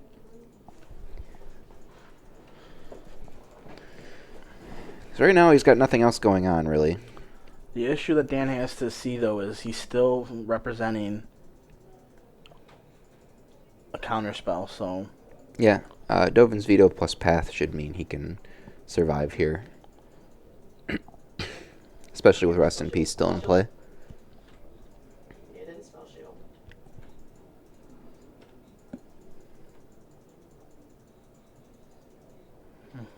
Okay. 19. Yeah, I mean, he's winning this race here. So. Yeah. Play a land if you have one. Yeah, pieces of the puzzle. We got a reader. Nah, he's looking. Yeah, see, that's... What do you give him? Give him the Noxious, because it does nothing? No, Dan gets to pick these. Oh, that's right, Dan gets to Yeah. pick the piles. That's right, my fault. Yep, he's going to take those two. Standard At some point, he's going to have to get rid of that Rest in Peace when he's ready, though. And that's what the Echoing Truth is for.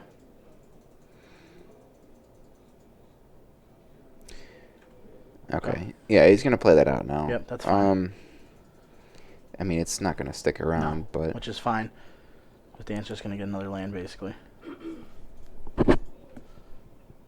Another Rest in Peace, which isn't the best of draw. Yeah, it doesn't help against that Queen Truth. He knows No. that that's in his hand, so... I think it's just Colonnade again.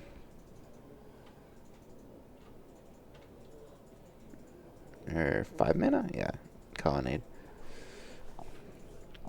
12.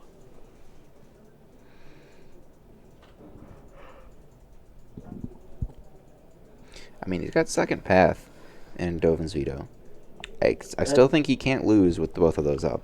No, Dove Veto is really what's keeping him in this game the most. And of course, Dan draws Passing Flames, which does nothing.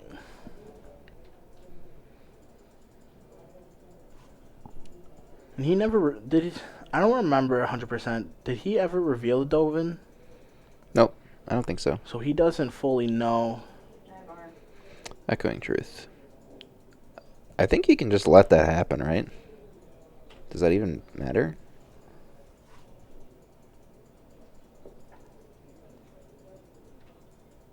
Yeah, he just lets it happen.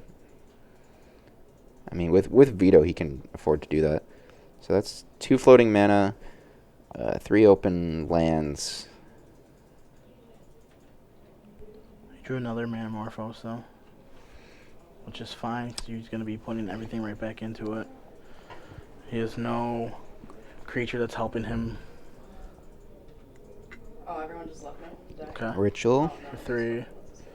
Manamorphose. Damn, and he clapped. He can Past in Flames again. He can Past in Flames, cast everything again, and then Grape Shot to get ahead in the race, I guess. Yeah. What's his name? Yeah, it was just what's his name walking around. I think this is where... At what point do you veto? Just anything help. Is that show? You probably do it now, right? And like the regular. You probably just countered the Past in Flames? That's what I'm thinking, too.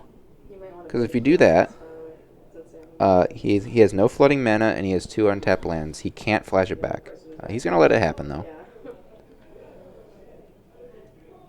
Grape Shot. For 5? 1, 2, 3. Sure. Oh, yikes. Holy fuck. Path one of them. Sure. So he's gonna take an extra 4. Alright, well Dan's ahead now. Yeah. Um Mana Leak doesn't seem really well. I guess by not countering that, he gets to hold it and wait until I Dan think goes to it- flash it back. Yeah, I think he was just waiting for the Aria, which... He doesn't even have to worry about flashing it back. Yeah, he has Rest in Peace, so it doesn't really matter. Yeah, Yep, gonna recast that. Nothing Dan can do about it. sure. I'm assuming Dan has already all his basics, because he didn't even bother looking for a basic land. Yeah. He has to shuffle now. That should be all his basics, though.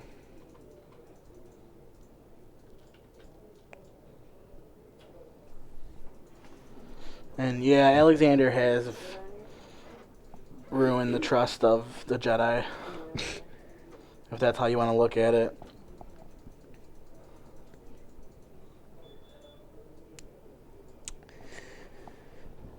Yeah, now he just gets to start eating goblins. Yep. He does drop down to 7, though. I get you're holding on to the Aria, but at some point It doesn't matter yeah, now, with how many cards are in his hand. Yep, especially now with Jace. I think this is where I think you have 19 minutes. I think Dan needs to kind of just scoop it up and just. There's a verdict, too. Get rid of the rest of the goblins.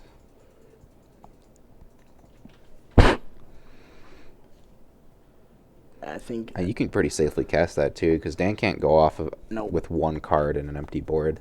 Well, not even that. You know it's Aria. Yeah. And you know he's going to draw, so one card plus an Aria is not going to do anything. So you can just say, yeah, I'm going to cast this, go. Sure. Mammal first. Sure.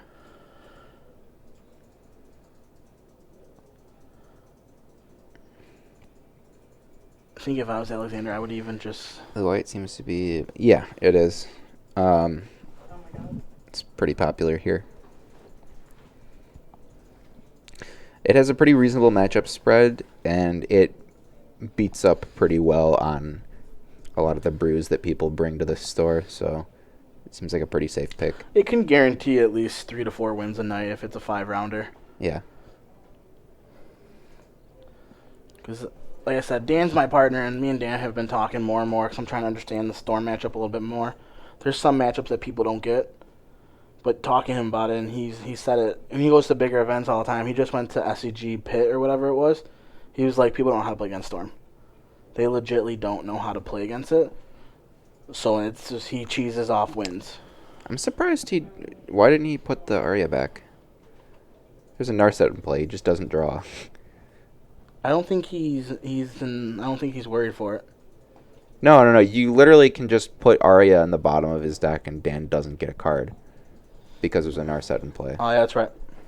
So there's actually no reason not to just put Ario back, even though he has like a million answers for it. Dan's just like, yeah, come on. I think once he lands that Narset, I think you scoop it up regardless. Yeah.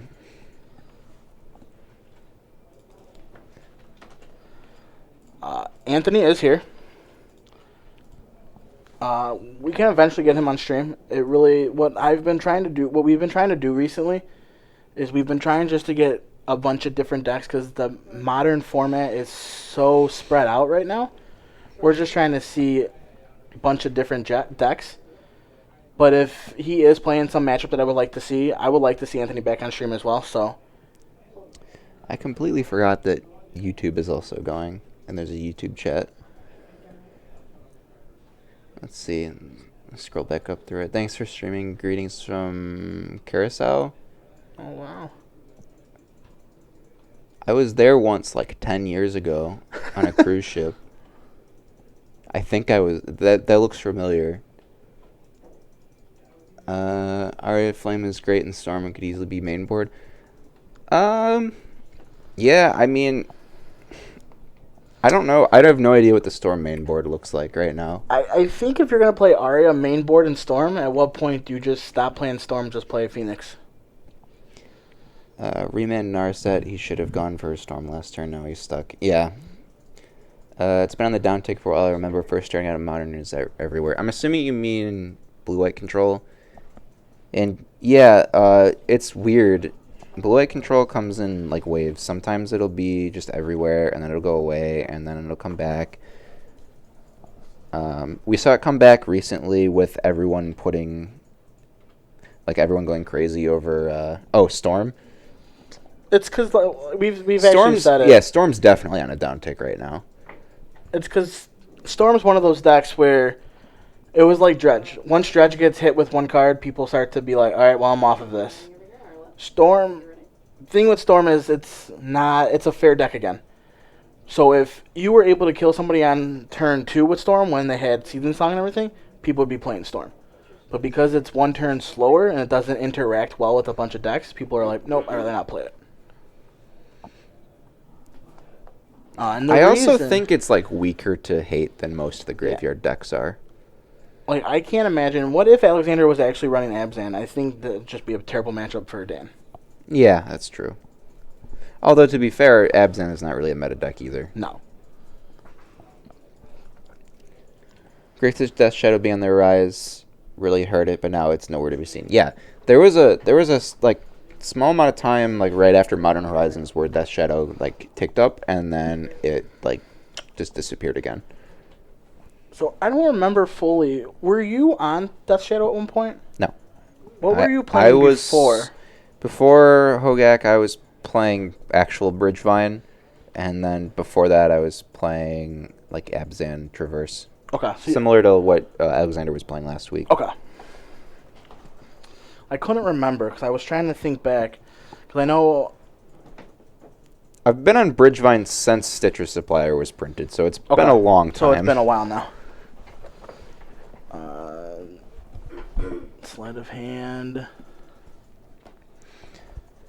He doesn't have a Mana Dork again, though. Yeah, that's rough. This is a matchup where you need to find your fast hands. Yeah. I think he might be able to afford to like spend another turn cantripping. I miss old Bridgevine. Bushwhacker was sick. Yeah, I really miss being able to do that to people.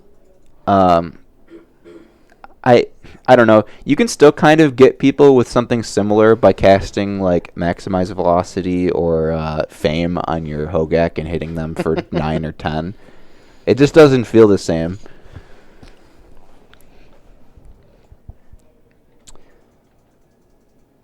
So this is kind of awkward. Yeah. Alexander has a Force of Negation that he can't exile a card for. He has no blue cards in hand.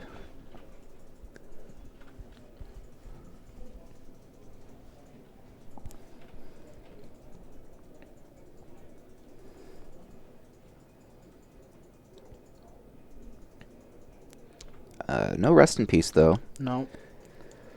Another Colonnade? Yeah, he's like really heavily leaning on these paths being good here. And right now they have no targets, so... Yeah, and it's helping him that Dan's not doing anything at this point. And I know we discussed it before, me and Dan last we've discussed it. I've discussed it on Friday streams and everything. Dan is not a big believer in the London Mulligan. Really? So in his mind, he believes that the London Mulligan, yeah, he gets to redraw his 7, but he has to still get rid of. Sometimes he prefers that scry ability, which I told him it makes sense. I don't really understand that. And that's what we were talking about. I said it makes sense because if he's going to keep a one-lander, he can get the scry at the top. But I said you get to basically just keep. It's the same. Yeah, it's the same thing effectively. I don't think he's looking at it correctly. But I told him, I go, because my issue with it is you have to go to 5 and you mulligan twice. You get to keep your best 5 regardless. You don't get to worry about a dead card in the matchup or this and that. Well, I think all that matters is that you're still seeing 7 cards. Yeah. If you mull the 5, you're seeing 6 cards with the old mulligan rule, right? Yep. Because then your London Mulligan also plays nicer with fetch lands. Yeah, that's true. Because you get to shuffle the cards back in, so they're not at the bottom anymore. It's going to pick up a Peer Through Depths and a Pass in Flames with that Didn't want the piece brawl. of the puzzle. Well, you can't take Brawl. It's instants and sorceries only. That's right.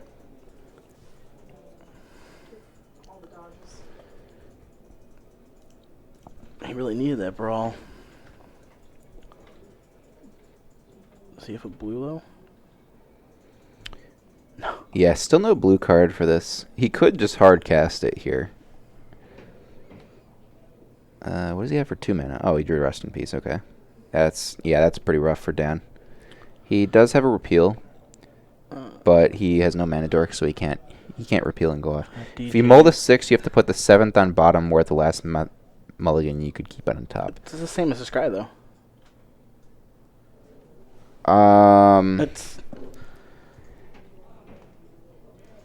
That's the same thing. So, yeah. like, say the 7th card was a card you want, you're not putting it on the bottom then. Do you see what I mean? So, like, that argument would make sense only if the 7th card, only if, like, you always draw 7 cards that you always want to have in your opening hand.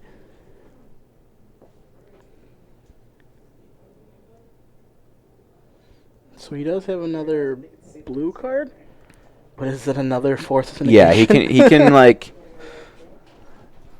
At this point, he can just hard cast it, and it's just fine. Yeah, I kind of feel like this game is a little bit out right now for Dan, unless he can get some. I don't know. He might be able to get goblins going if he finds an empty. But there's a Wrath in Alexander's hand, so that's probably not happening. Why, just looking at that, I kind of been like. He's got Alexander kind of has every angle covered here. And he drew another land, which obviously, yeah. It's just one of those ways that he's got everything he needs in hand, but he's got to figure something out for that rest in peace right now.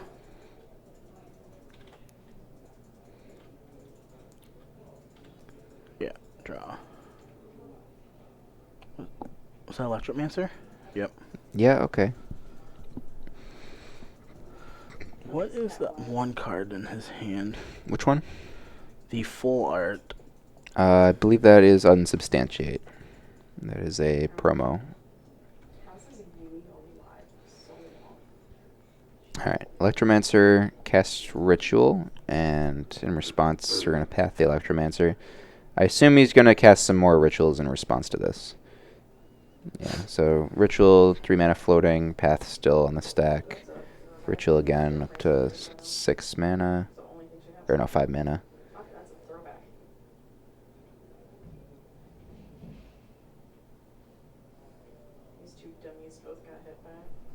Yep, and then we're going to make some blue mana. Yep.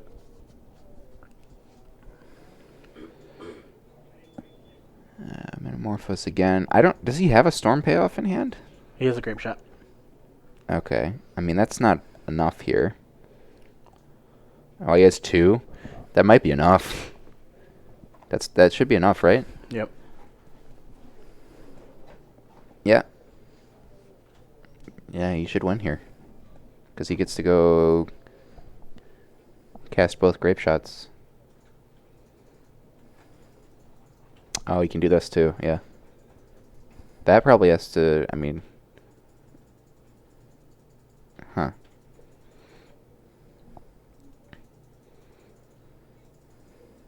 Oh my god, dude. Just so much damage. I can't see what his storm count is. I can't either. Just keep ramming. Honestly, they should focus on it.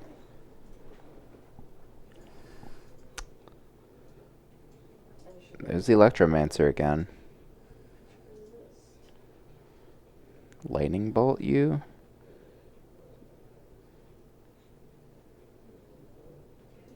He has to counter something. He just has these force negations sitting in hand he's just not doing anything with. I think I'm kind of surprised the repeal didn't get countered.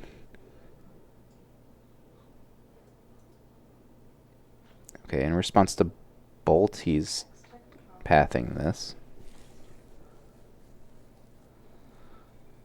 What is he at though? 11? Yeah, I can't tell what storm count is.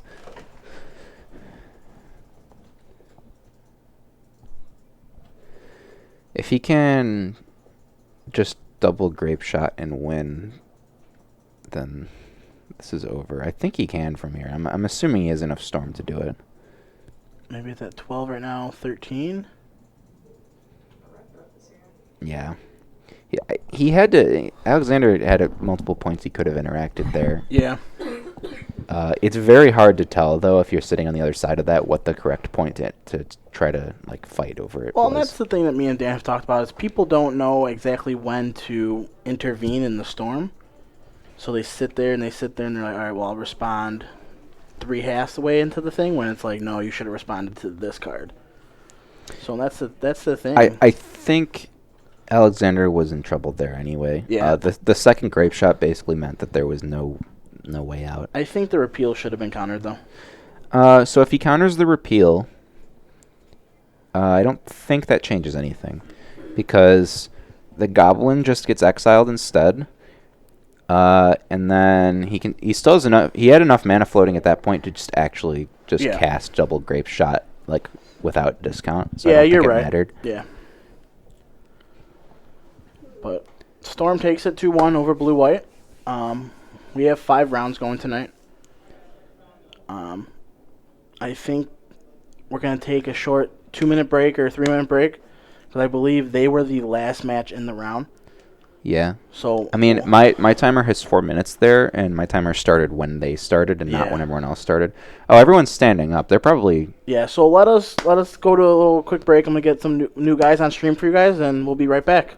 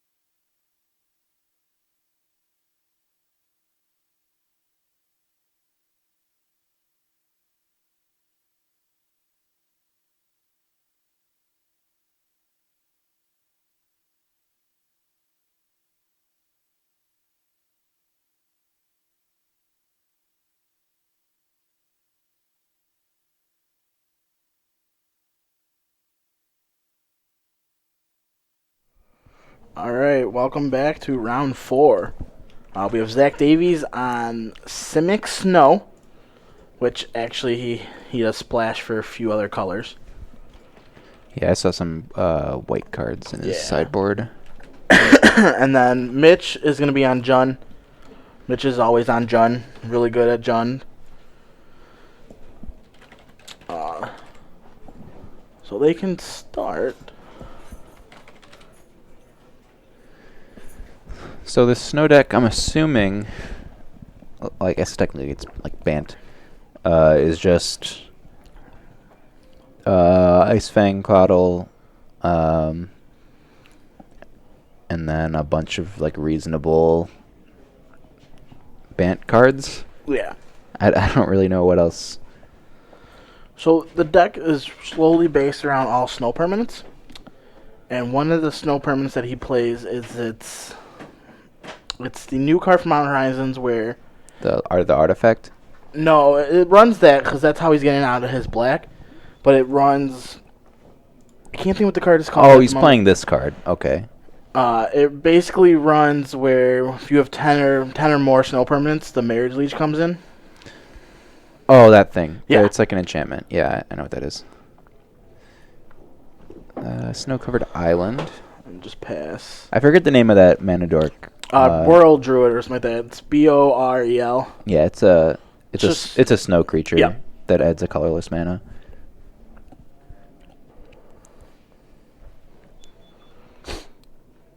And I haven't seen the snow deck, but I guess him and Luke have been talking about it. It shows up a lot in a lot of moto results and everything, but I don't know if it's supposed to be super fast, super slow. It doesn't seem very fast. No, it looks like another control deck, but like more of like a tempo deck. Here's a Narset. Ticks down. That's the enchantment, right? Or I actually have no idea what that card is. Mountain Horizons green card of some sort. Oh no, that's the card that's like collected company, but for snow cards. But it puts them in your hand. I think. I don't know if it puts them on the battlefield or in your hand. Yeah, I know. I recognize that card. I forget what it's actually called. Yeah, I can't think what it is.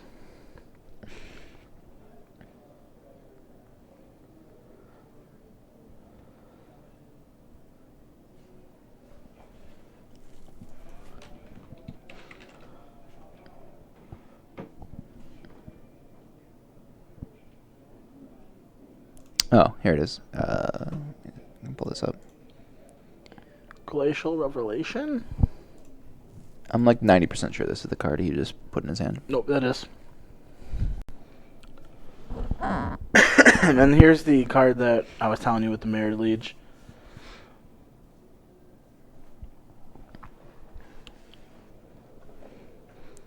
Yeah, that's the... Is that a 2-mana enchantment? Yes. Yeah, it's this one. The Mirrored Liege Slumber. So he gets some scry value off of playing snow permanents, and then he can create a Merit Liege. He said he's done it, so Yeah, I believe him. as right now he's at what? He's at 4? Yep, So, because it counts itself. This Liliana is going to be really annoying for him, though. yep.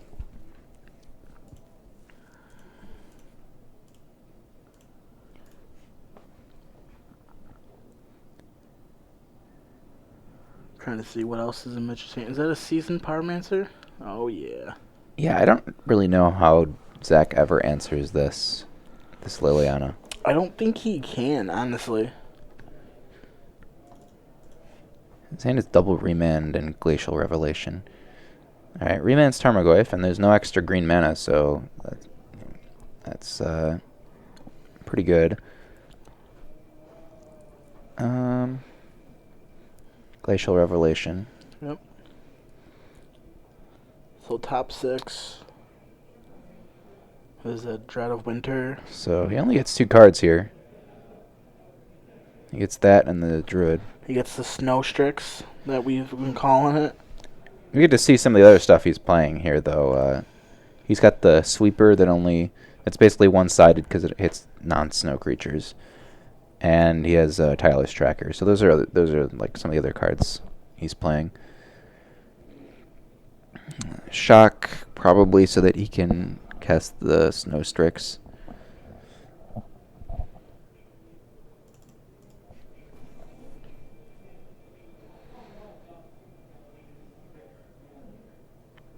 It's a very good answer to Tarmogoyf. Yeah. Just throw it in front of it, draw a card, and then kill it.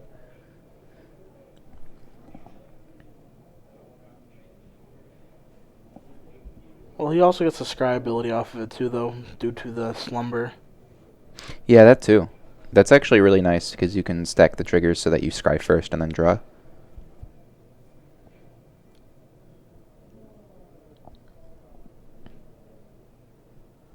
I think that's what he's trying to figure out. What is he playing? You already played your land, so that shouldn't be...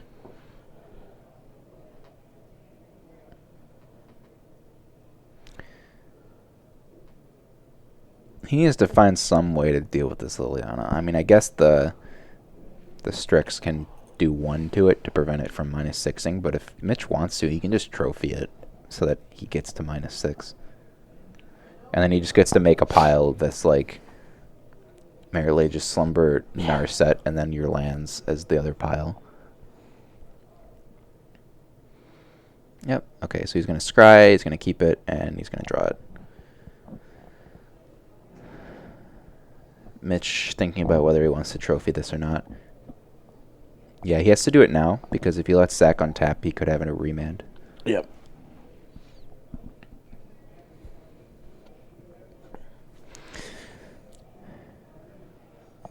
Unfortunately, him doing this basically means that this Liliana is going to -6, guaranteed. He gets a scry here because the land he got was a snow land.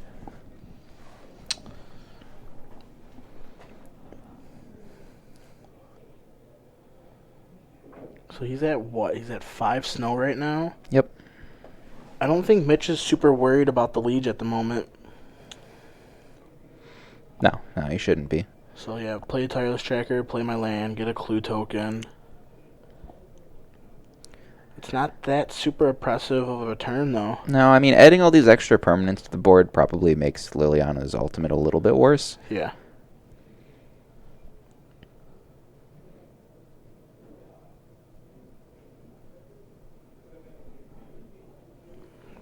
Sure.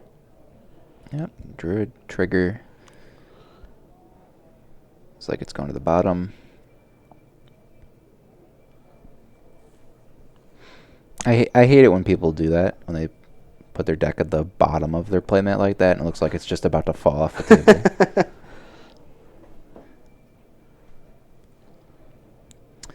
So he's going to -6, and in response, Zach is going to fetch to get another clue.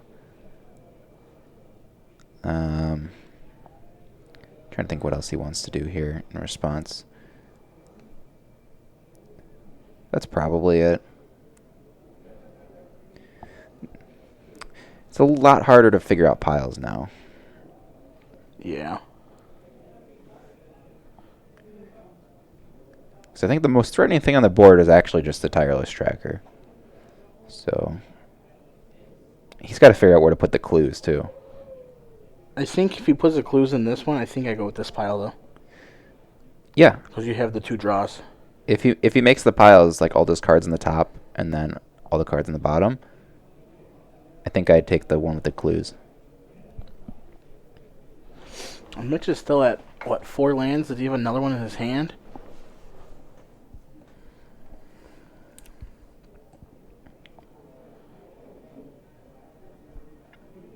All your stuff versus all your lands.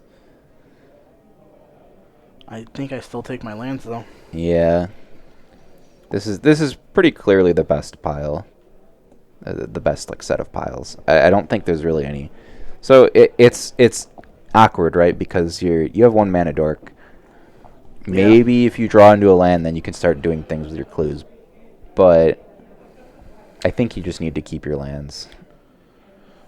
Yeah, the only thing I don't like right now, just looking at Zach's deck, is I like overall how it's built. I wish that Remand was a different counterspell. Remand's just not good. I get why. I don't think Remand is a good card in Modern. No, it's not. I get why Storm plays it. Storm plays it basically to counter their Grape Shot. But I don't. Storm, it also makes sense because you're perfectly fine with doing that just to win on that. Yeah, see, like, this is probably the best possible draw he could have had. And Prismatic Vista, yeah. That's pretty good. Yeah, but Mitch has one of my favorite cards in Modern Horizons. Seasoned Pyromancer. It's really good right now. Oh, that's another good card. Astrolabe. 1, 2, 3, 4. And he's going to take 4. 6.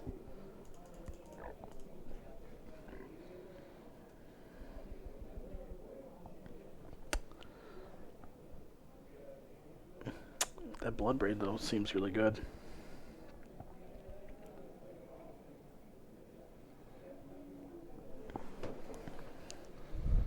Yeah, I definitely think I like... Yeah. Yep. You get to do this.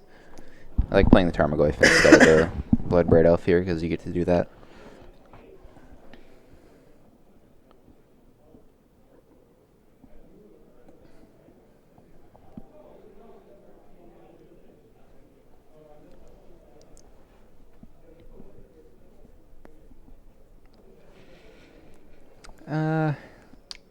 Yeah, Zach's pretty far behind now. Yeah, that Lily, he had no way to deal with that Lily early, and that was the issue.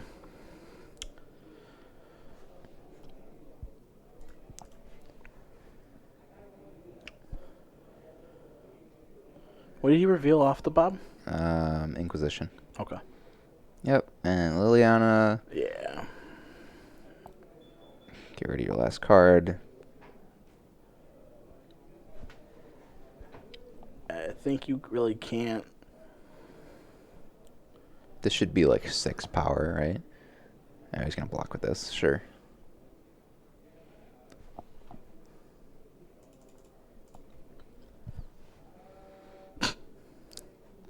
Sure. Dead of Winter. That's pretty convenient.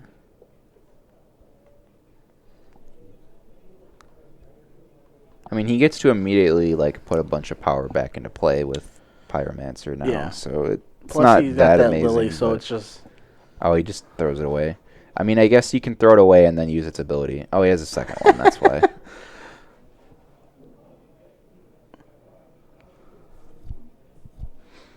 I think he picked up an Assassin's Trophy too. So he's just getting removal for game for days. It's just really far ahead. It might not seem like it, but yeah.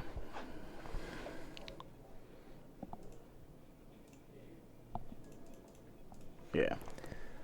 Yeah, that's the end of that game. Yeah, I mean, I said at the beginning that this looks like a rough matchup for him, and Yeah, Snow seems overall accurate. looks like a fun deck to play. It's something that I think if it was more tuned.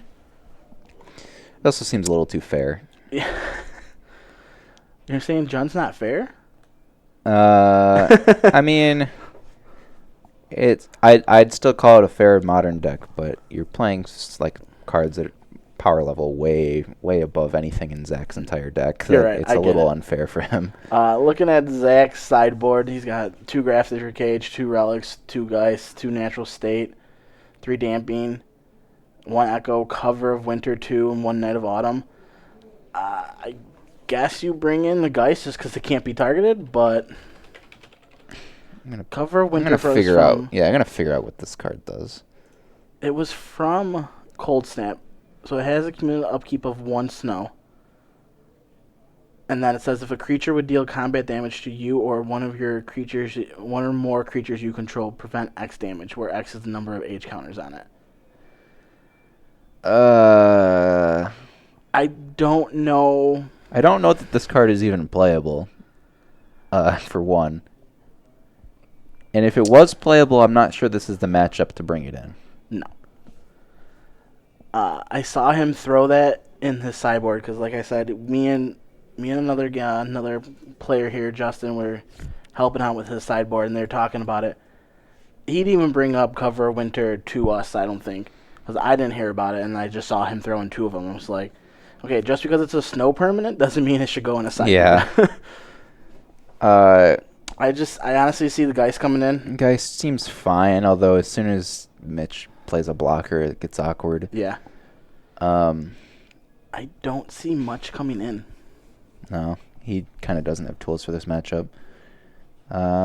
Relic is probably fine too. Yeah. Over on Mitch's side, there's also not a lot. Liliana seems good. All the creatures we've seen are X1s, so... Maybe the Collective Brutalities come in. Maybe. Help rip away the hand, but like... He did see that Zach's deck leans more towards the controlling side. So yeah, so that's what I'm saying. Like, brutality seems reasonable. It's just, I don't think they expected to see each other.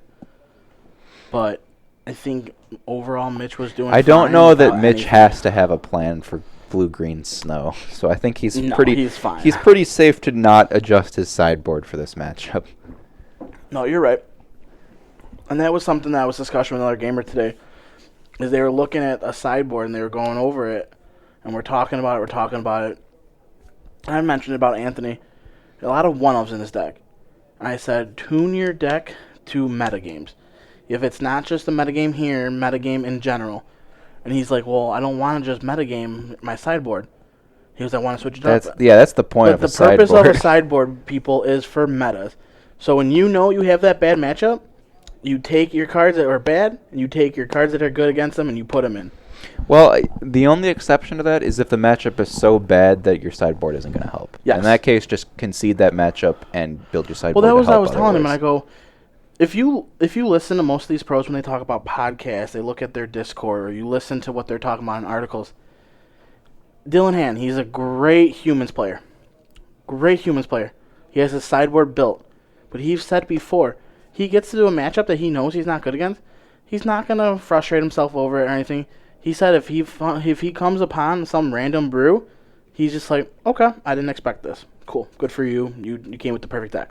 Yeah, I think on average, it's better to tune your sideboard to make your 50-50 matchups better than to make like your 30-70 Yep. matchups better. I completely agree. And I think that's where a lot of modern players are getting confused.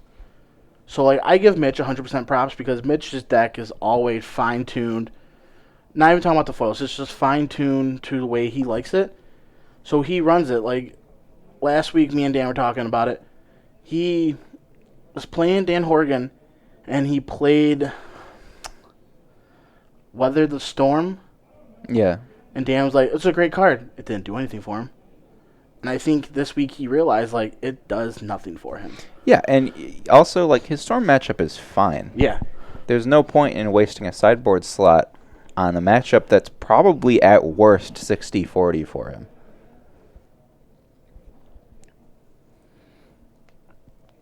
Did he just play that and then not draw a card? It looked like it. Okay. I don't think we can do anything about that, but No, it's a miss. yeah.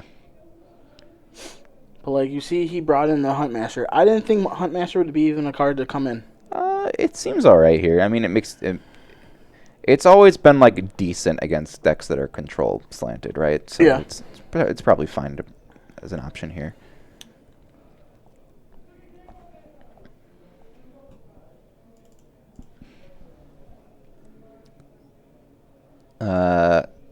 Okay. Sure. I didn't expect to see that. I guess that cuts him off from casting Dead of Winter.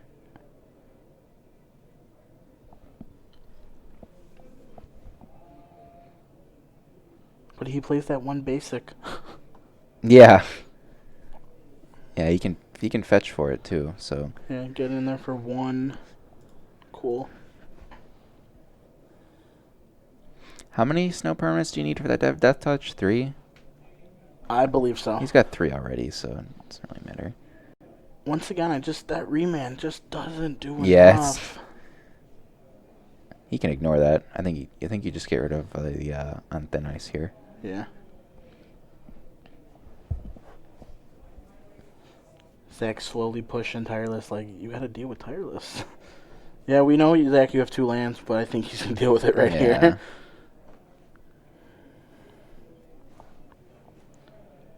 Yeah, Jund has been taking a big resurgence in Modern. I wouldn't say it's gone away. It's just it slowly went down a little bit in the breakdown. But I haven't even seen it from him, but I really think he plays Renin 6, which is an amazing card. Jund just became more fine-tuned, I feel like. Yeah. Less top end too. I'm seeing a lot of people not even playing the full 4 Bloodbraid Elf. Yeah. And just going lower with like 3 drops and stuff. And what is that, another Thin on Ice? Can't tell what that is. I mean, he just gets to keep attacking for 3 here. He has a pretty big advantage in life total right now.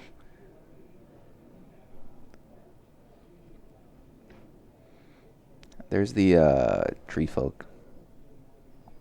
I forget the exact text on it. I think it's The like Abominable Snowman. it's like a star, and its stats are equal to number of snow permanents. It's got some other ability too. That was the best card in draft in Modern Horizons. Oh yeah, And that's when I thought it was going to stop, is in draft.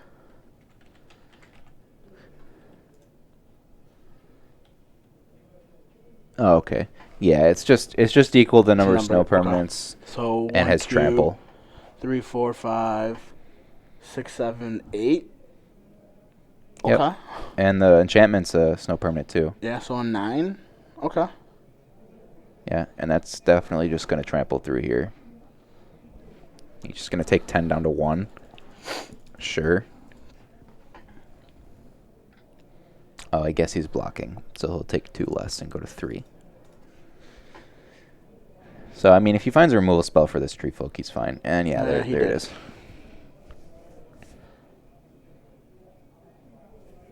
But still, He's still not in a good spot. no, he's really not. The Druid's a 1/1, which is like still damage here, and the Manland is a 2/3, so he's still potentially taking damage next turn. What else is in his hand? I thought I saw a Hunt Master from the very beginning still. Yeah, that's still there. That's not very Assassin's good right Trophy, now. No.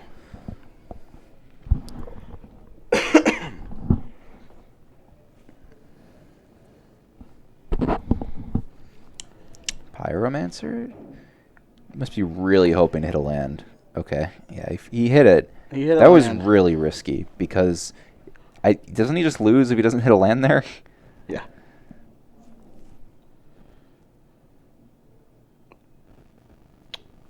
Also, if Zach has a remand, this is just over.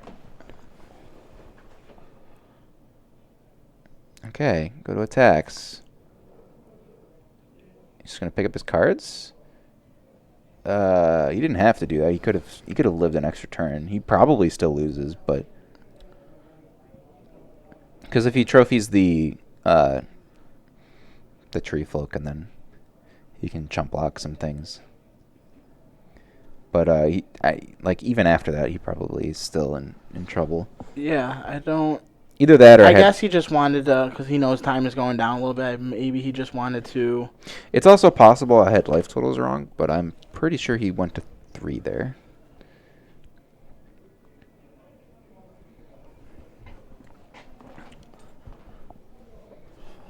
Oh wait, no, he had to fetch, right?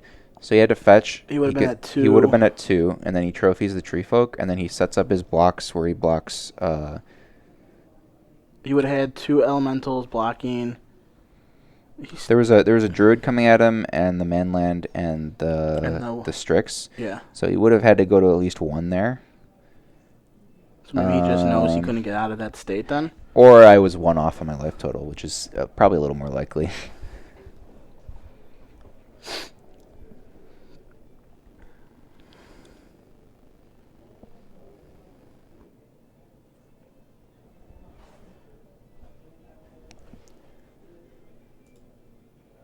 I was surprised with the Ancient Grudge coming in. I don't think Astrolabe is really that important that you want to be bringing in sideboard cards for it. Yeah. That's why I wasn't sure. I think that Huntmaster shouldn't have come in here. But I think that's what me and Zach were talking about. When I asked him about the deck, I saw him sleeving it. And I was like, Zach, what are you playing? This is not Allies. Giving Zach some little beef. And he basically said the deck is really good. It's control-y, but... And he said he's been winning. He obviously is just finding those fine hands where it's just like, all right, I'm just going to go aggro. Yeah, I mean, he's 3-0 right now, so... Or 4-0, right? This is round 4. So Yeah, the issue he's that we 3-0. have tonight is these are our last 2 undefeated players. Okay. So that makes round 5 really awkward. Hi, Zach. I actually think this snow deck looks pretty sick. Yeah. I think we both agreed that it looks pretty good. I think the issue that we both agreed on, though, is it's not 100% fine-tuned. So there is some stuff in this deck. So, like, once again, we've talked about it. That Remand. The Remand is not great. Yeah. And he drew another one? I think it looks cool, but it's not something I would ever play in Modern because it's too fair, but it seems fun if you enjoy like mid-range type things. Now, if I can play with old Cold Snap, what was it, Ice Age cards? Maybe we can talk about playing this deck.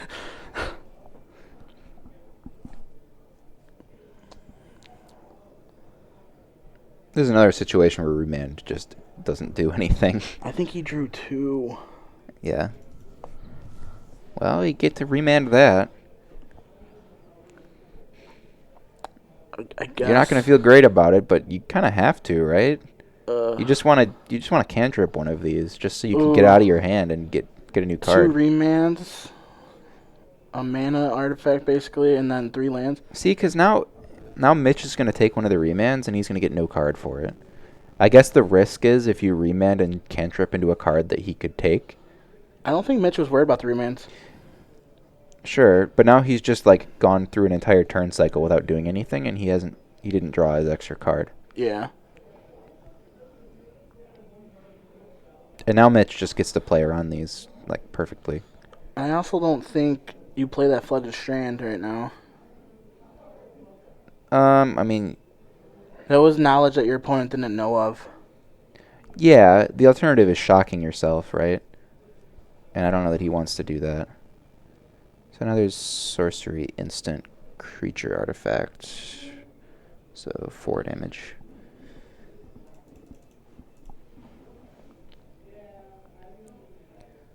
And he's fetching down to 13. So if we were to take this snow deck and change it up a little bit, the remands obviously have to come out, but what counter spell would go in? I don't know. So I'm of the opinion that counterspells are just bad in Modern. Okay. Other than like, Cryptic? yeah, blue-white gets to get away with it because they have like the rest of their deck is built to support the counterspells. Agree. I don't think you can just put counterspells in your deck in your like other Modern decks and just be able to get away with it. But the problem is he's blue-green. Like, what else is he putting in a blue-green deck? Yeah. So On Thin Ice is almost like what?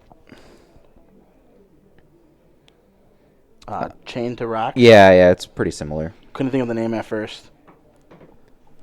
Yeah, it's just 1 mana. Why not counter this? Get something off of it. Yeah, that's the thing is like You know he can't recast it right now, too. he could be like potentially 2 cards deeper into his deck at this point, and he needs to start drawing towards things that actually interact. Play Bob. Hopefully this gets remanded. Okay, yeah, he's not going to play into it because he doesn't want Zach to draw into more action. Yeah. So he's just not playing into it. 1, 2, 3, 4. This is why I don't like On Thin Ice, by the way.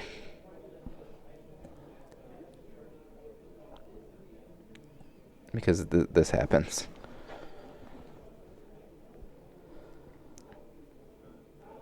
Like, I understand not wanting to play Path because it gives them extra land, but I don't think On Thin Ice is a strict upgrade, and stuff like this is why. Yeah.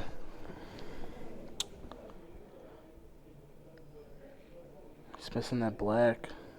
Now there's an enchantment and a land in the yard, so it's going to be 6 coming across. Tarmogoyf doesn't count snow, though, right? No. Technically not an art. Snow is not a card type, I don't think. Trophy the land, bro.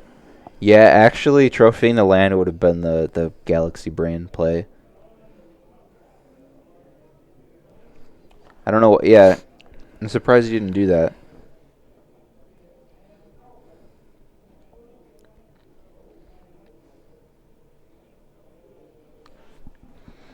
Goes to 1. See, and now he's just had these remands sitting in hand all game. Yep. Okay. Remand your bolt. Play it again. Does he have enough mana to do all this? I don't think he has enough blue. Oh, yeah, he does. Yeah, he's fine. Remand, draw a card. Remand your bolt again. Block. And then if he gets to untap again, he just gets to bolt his face. So...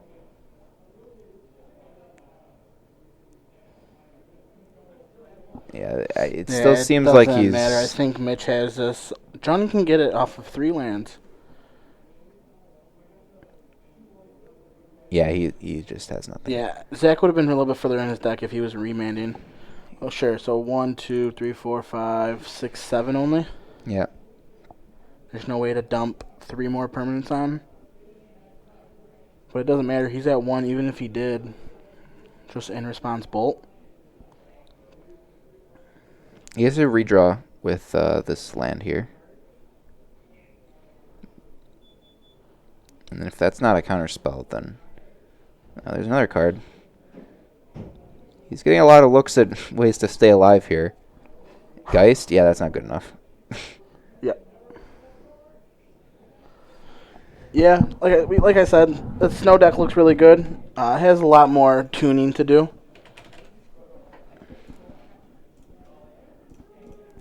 Yeah, I think matchups like this are where it's going to struggle. Yeah. The actual meta breakers, basically, the actual meta. So he does run in 6, so we didn't get to see it on stream. Card seems pretty good here, too. You can shoot down all these 1/1s. All right. Well, that's round 4. We have one more round left. We're going to see who's going into the top tables and who's going to get on stream next round. Possibility could be Mitch again on stream because he's the only undefeated. Like we said, we had a weird break today where one of our undefeateds got paired down. Yeah, it should be Mitch against whoever the best X1 is. Unless I see something else, like some other matchup that I would like to cover other than Jun, it'll probably be Mitch. So he's playing Jade Light Ranger. That's probably a little too deep. That doesn't even... All right, so I think we got to talk to Zach about tuning this deck a little bit more. But that's going to conclude it for round 4. We'll be back shortly with round 5. Thanks, guys.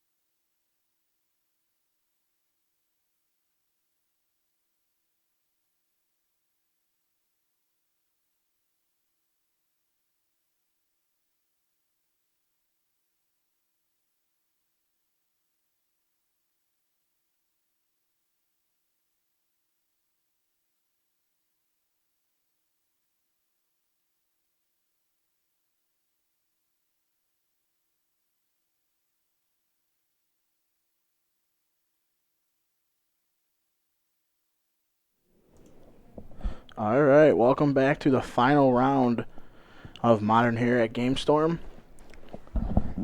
We have Mitch and Dan. Dan is actually 4-0. He was down paired last round, so that's why I didn't see it. Turn 1, Black Cleave into a Thoughtseize is really good. Yep.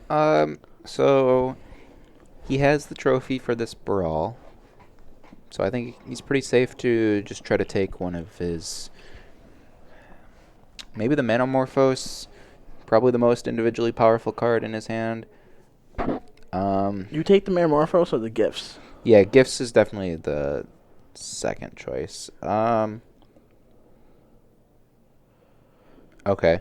That's the other thing you can do is take the only card that he can cast on his turn.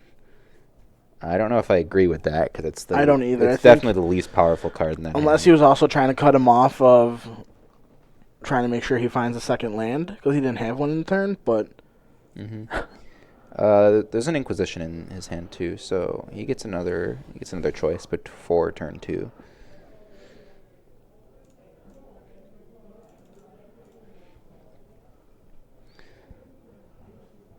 What's he doing with 2 mana though?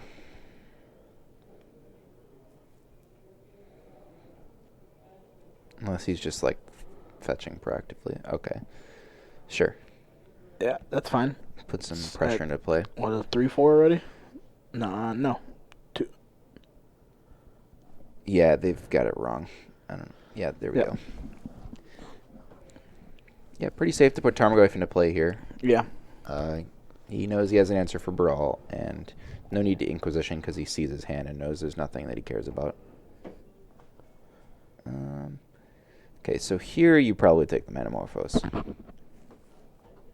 Yeah, I'm not worried about anything else.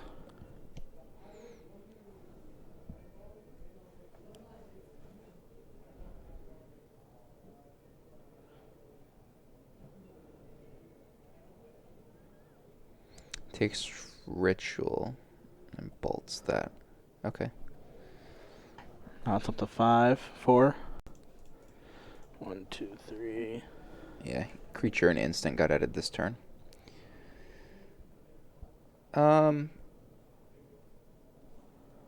Yeah, he's just kind of stuck now.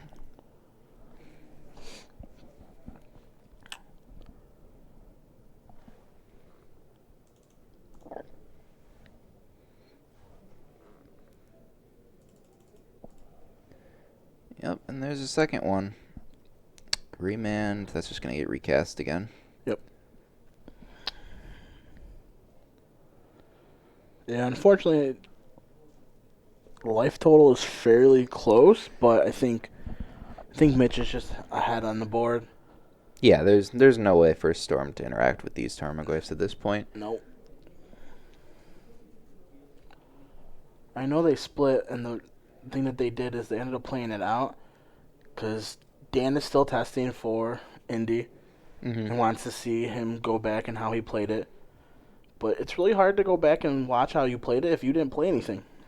Yep. All right, Manamorphose.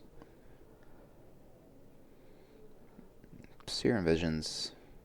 There's one floating. He has to find another mana creature. Yep. Mitch has a trophy for it, but he doesn't know that. Either that or he has to somehow get enough Storm to Grape Shot both of these, and there's no way. No. I mean, if he somehow gets up to 10 Storm, he can probably just get up to 12 and kill Mitch instead.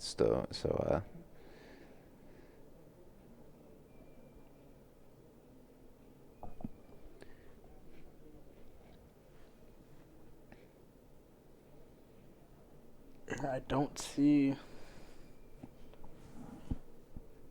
a way out. All right, second Manamorphose. Up to 3.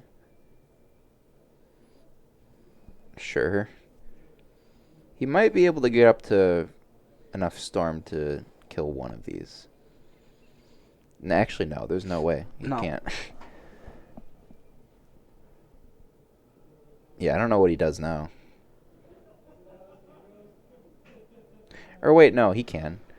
Because with 5 Storm, you can Grape Shot one of them and then it'll copy it enough times.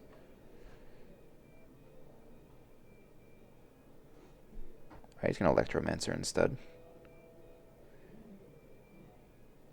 I mean, that probably sets him up to maybe win next turn if the trophy wasn't in Mitch's hand. Yeah, I think if he had a little bit more, if he had a mana creature or something else, he could have gotten up to enough storm where he could have lightning bolt one, had him at 7, and Yeah. then kill both. But he was gonna stall out at 5 no matter what. Which at that point, do you at least want to try to kill 1?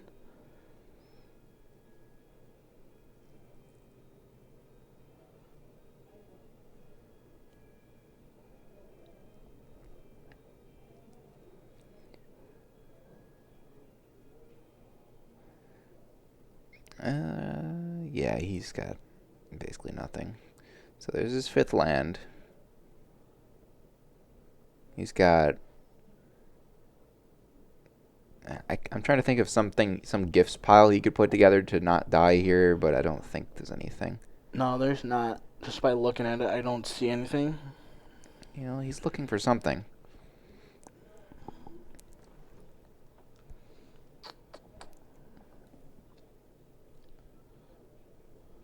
Repeal, looks like.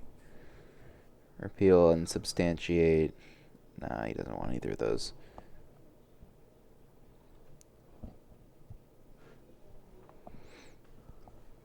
Not really sure what his plan is here.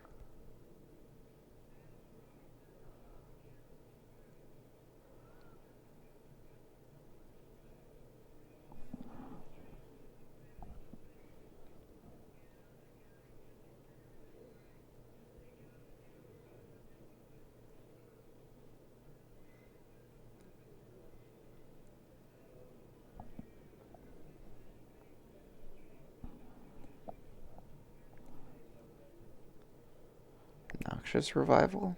Yeah, I don't think that does anything for you here. Nope. Yeah, it's really not looking the best for Dan at the moment.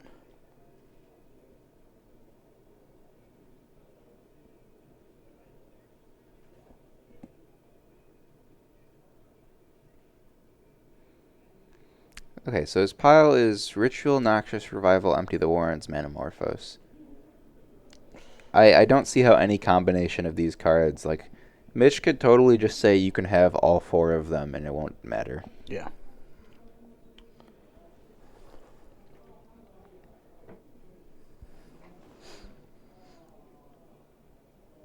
I think he could go, yeah.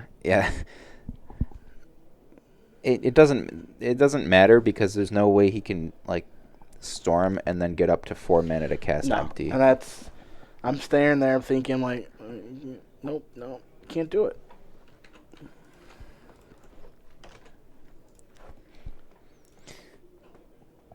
Alright, so we've seen both of these sideboards already. Yep. I don't think... I don't know why someone moved this, so it's like way off now. There we go. That's better. So for Dan, he's going to need to figure out ways to make this matchup better. So pieces of the puzzle, obviously. Just card advantage against the Jund deck is good. So I think I overheard them talking like Dan has a very good conversion rate against Mitch for some reason. So he obviously knows how to play the matchup. I guess normally they go to 3 games anyways. I guess he automatically loses the first, I guess. But that sounds right to me. I really think he's really going to be on the Arya Flame package now. Yeah, that seems pretty decent. I feel like Plague Engineer is going to come in for Mitch, automatically going to name Goblin, so that takes him off of that line.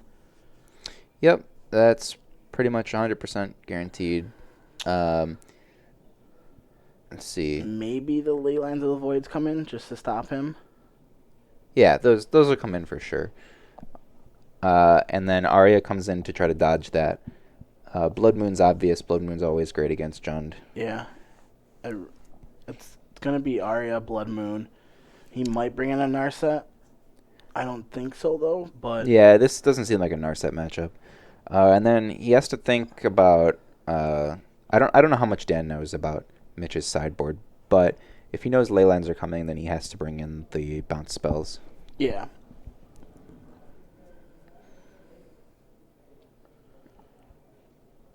Mitch probably wants to bring in Anger for the Goblin plan. Brutalities are both fine. Liliana's not good enough. Huntmaster's not good enough. Plague Engineer is also for goblins. Farmer Mage does nothing. Leylands are good, and then you don't need Artifact Hate. No. So if Mitch brings in Huntmaster, I'm telling you, Mitch really loves Huntmaster. That's what it comes down to. Yeah, it just doesn't do anything. It doesn't here. do anything. I didn't think it did anything the last. Like nice mid-range creature against my combo deck. Like, I don't know.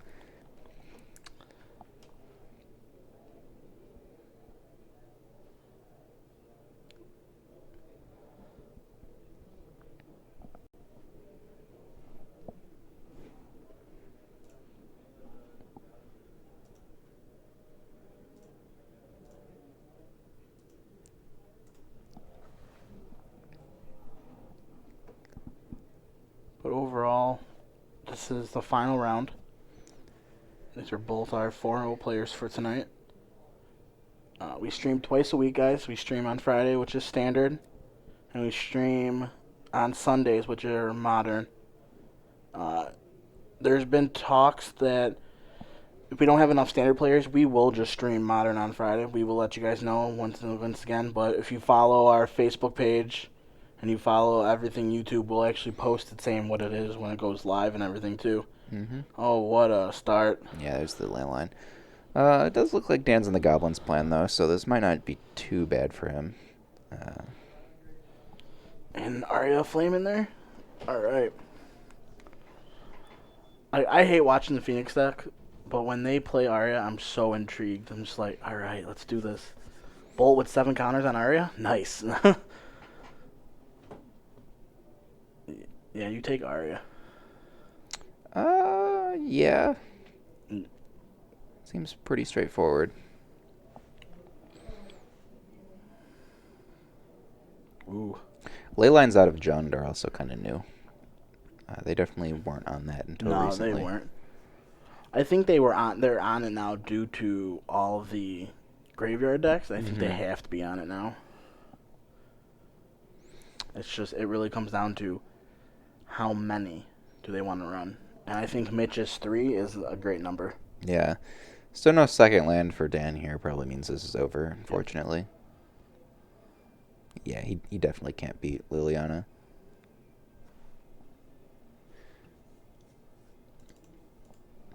Alright, well. He found the second land. Can't really play out his Baral into this Liliana, but he's going to do it anyway.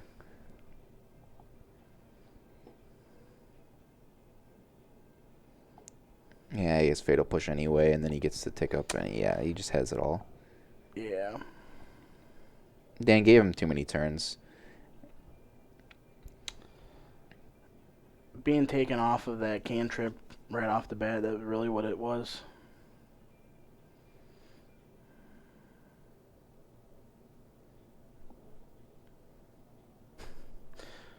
It don't matter what you discard, I'm going to take what you don't want me to have. Yeah, and the thing about Leylines is, and like why sometimes I don't like them, is that they like sometimes trap you into keeping bad hands. Yeah.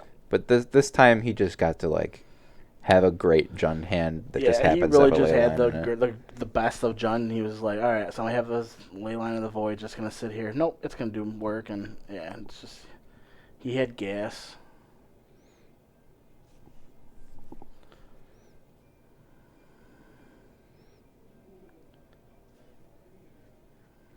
I guess he's gonna make him play it out here, but Yeah. it seems pretty clear that he's got no way to win from this point. Yeah, because once Lily gets ultimate, all he's going to do is he's going to separate the lands anyways, so.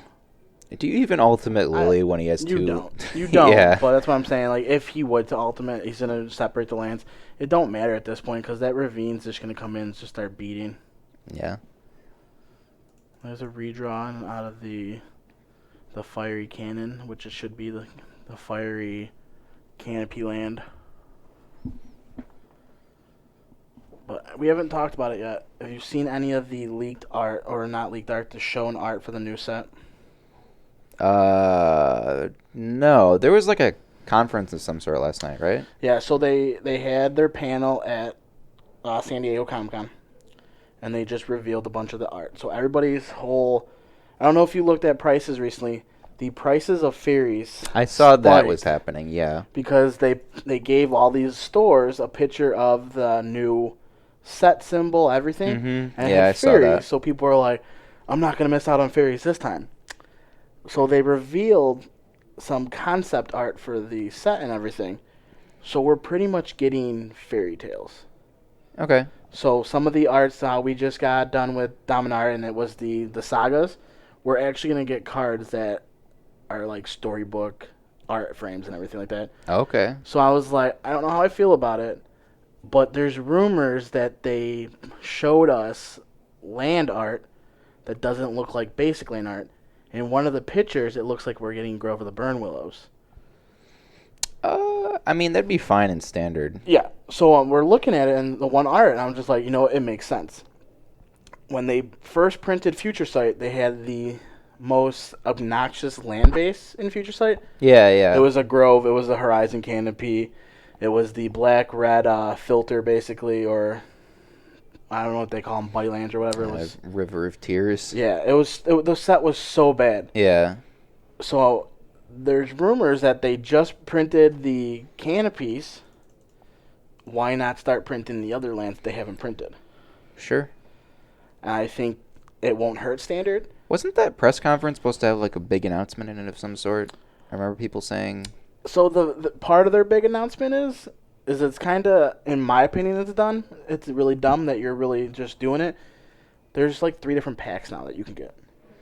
Oh, yeah. So you that have a would be plain it. booster, you have a theme booster, and then you have it's called a collector's booster, which is, were you playing when Shards of Alara was around? No. So Shards of Alara, at one point when the whole set, or maybe it was just Shards block, they actually came out with one foil booster. So it was just like a regular booster pack, Oh, yeah, I've heard of those. and they were just all foil. That's what a collector booster is. It's literally just that? But Okay. they're going to do what they've done with the mythical editions, with the extended full art foils of Yeah, yeah. Planeswalkers. Are going to do that. They're going to do what they did for the box toppers in that pack. So they're trying to make it, but with them getting rid of the MSRP, people are saying that these packs are going to be like 20 to 25 Yeah, bucks. I don't really like the thought of that. Especially with no MSRP. Even if they say like the price should be 20, you got to look at what local game stores are going to charge. Because if it's a high demand, like now we've seen Mitch here. He plays a foil deck. We see Alexander Gabriel plays his Abzan with a foil deck. There's cards in that set that people are going to want. They're going to be chase packs. So if a store has, I don't know how they're going to do it. They haven't really said how they're going to break it down. But if a store gets 40, that store is going to charge for that pack. Yeah, I'm trying to like. How are they distributing these? Is And it that's like a booster box has X number of this pack and and that's X number what of we this don't pack? know. They haven't said. So their main thing with the announcement is, we want you to open packs. Yeah, We get that you guys opened during Kaladesh. You guys opened when we had the search, the masterpieces and everything, the expeditions. But this is their way of doing it. How? Well, we already had theme packs, right? We already have those now technically, but they're like in like weird separate packaging. Yeah, so they're right in now? weird packaging right now. Excuse me. I think it's like a color or anything. But they were a little bit more in depth on how these theme packs are. It's like 35 cards. So back then when I first started, you used to be able to get a booster pack, you had a starter deck, and then you had a tournament pack. Was like 75 cards. It didn't mean you get an actual deck, but it was just 75. It was just a bunch of cards. Yeah. Okay. So it's making it seem like they're taking what they have now of that set color, and they're actually going to make it a little bit better. I don't know. It's Wizards trying to could do work, different things. but it's very different. Yeah. I've said it last night. I saw some of the art. one of the art was amazing. It was basically from, was it Battle Bond? When we had Rowan and Will or whatever his name was. Yeah. She's basically in the set now. Okay. And like she's supposed to be like the little Red Riding Hood. Then they showed an art of basically the 3 little bears. Yeah. So like that's cool. We're gonna get maybe like a little more dark sadistic side of fairy tales. But my thing is, if fairies are around again and they're broken like they were in Lorwyn, it's not gonna be a fun standard format. I don't know. Standard needs help right now. No one's playing Standard at all, except on Arena. And I think that's what their issue is. I think they're realizing like we created this monster, nobody wants to leave. Yeah.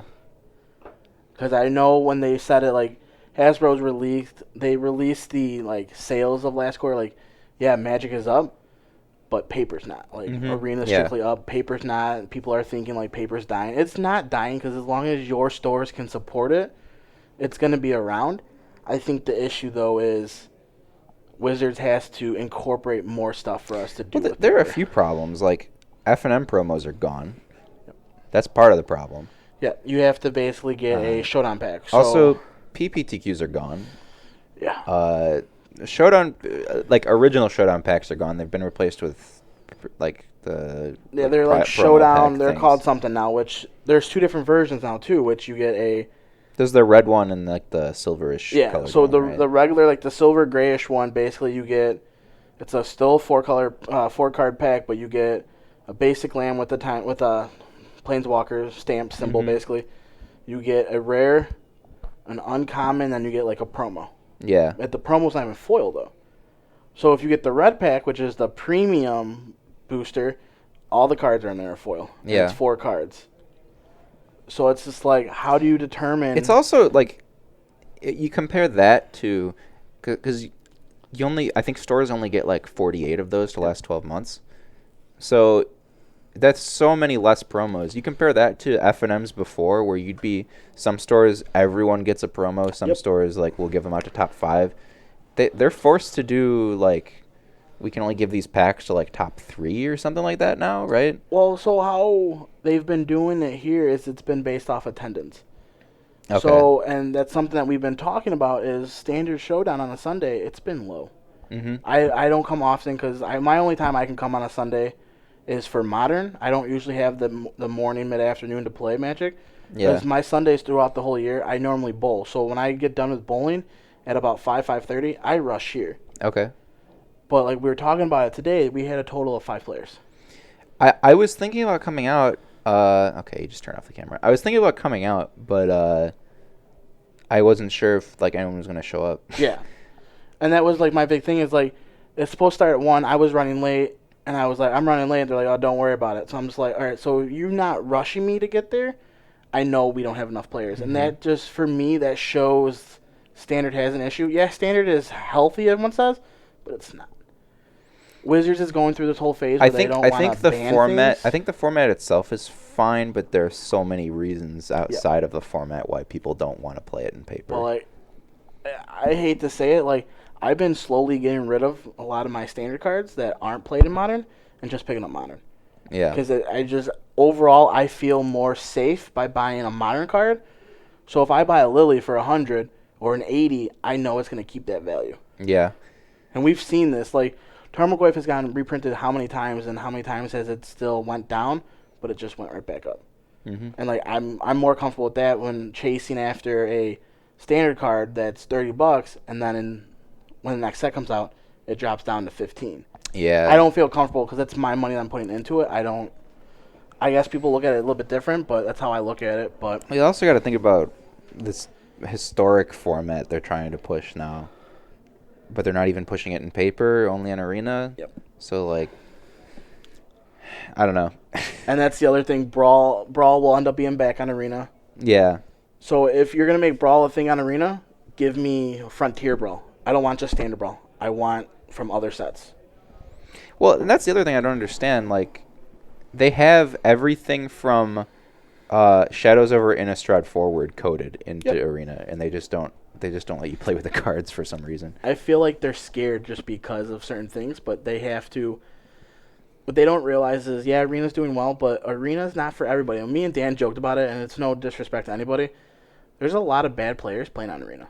Yeah, no, that's pretty accurate. It's really bad because, like, we were talking about it. Dan doesn't spend any money on Arena or anything, but Dan is tier 3, and he plays the slowest mono red deck, and he's still getting wins off of top tier decks that he wouldn't get wins out of. Yeah, on paper. and that's just good how, enough. That's how Arena is calibrated, where your mana ratio and this and that. But the thing that comes down to is Arena's taking up all your stuff and everything.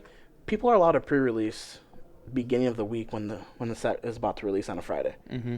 I get that they try to help stores out by like, all right, well, you don't have to wait till midnight no more. You can run the first one at 4 p.m., which is good, but people still work on Fridays. Yeah, that doesn't help them. It doesn't help them. And then these stores are running these benefits, but it's hurting them because at the end of the day, people are still playing Arena. They don't want to leave the house. They don't have to leave. They're not going to leave. Yeah. So, other than that, that is it for us tonight, guys. We'll be back streaming on Friday for some Standard. And we'll probably be talking more about what's the issue with Standard lately and what's going on with it and what Wizards should be doing to help it. But other than that, have a good night. We'll see you guys on Friday.